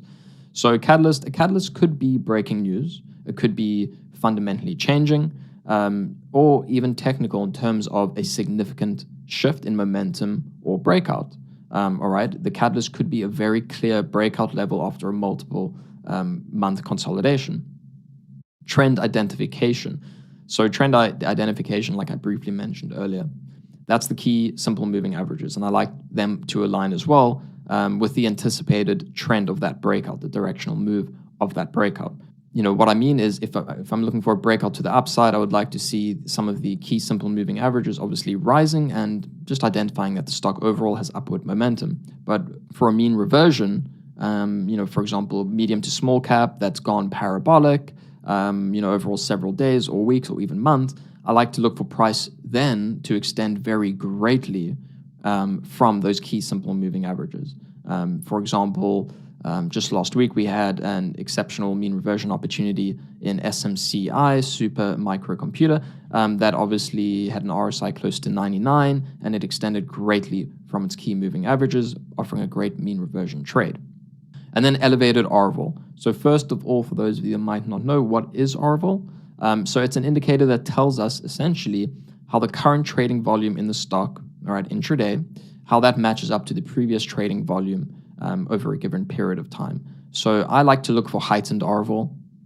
At a minimum, I like to look for 1.5 RVOL on the day of the stock breaks out above the breakout level. Many stocks do break out or break down without any elevated RVOL. Those do have success and follow through. Comes down to personal preference. I like to avoid those. I just like to participate in stocks with elevated RVOL. For me, it's because elevated RVOL on stocks that are breaking out, not only is there increased liquidity, it allows me to manage my risk better, more efficiently, but it also, for me, and what I've found, it signals that breakout could experience greater momentum due to the increased flow and due to the increased attention.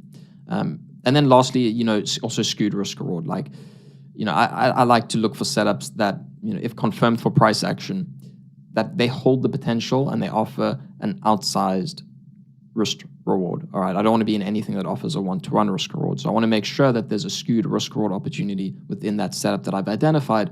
And for that to be the case, kind of as a benchmark, I like to really target a 3-to-1. All right, risk 1 to make 3, for example. That's essentially the benchmark, and that's the baseline that I like to look for. So basically, these are the fundamental boxes that need to be ticked for a swing setup to really qualify itself as a great opportunity and one that I might realistically plan for and then take. So now that you're familiar with all of that, and we've really, I think, now set a great foundation for swing trading, let's take all of these factors and let's actually look at them on a chart and then see how it all matches up and aligns. So let's look through Microsoft and on the daily chart, and let's become familiar with some of the factors that I just outlined. So again, this was another actual swing long setup. This is one that I wrote about on my weekly watch list over multiple weeks, and this is one that I actually traded. First of all, starting with the basics, support and resistance, let's look at how those were identified and how they also shone through pretty well. So you have key resistance in the 376 area of your key level of support, 365, and you have a very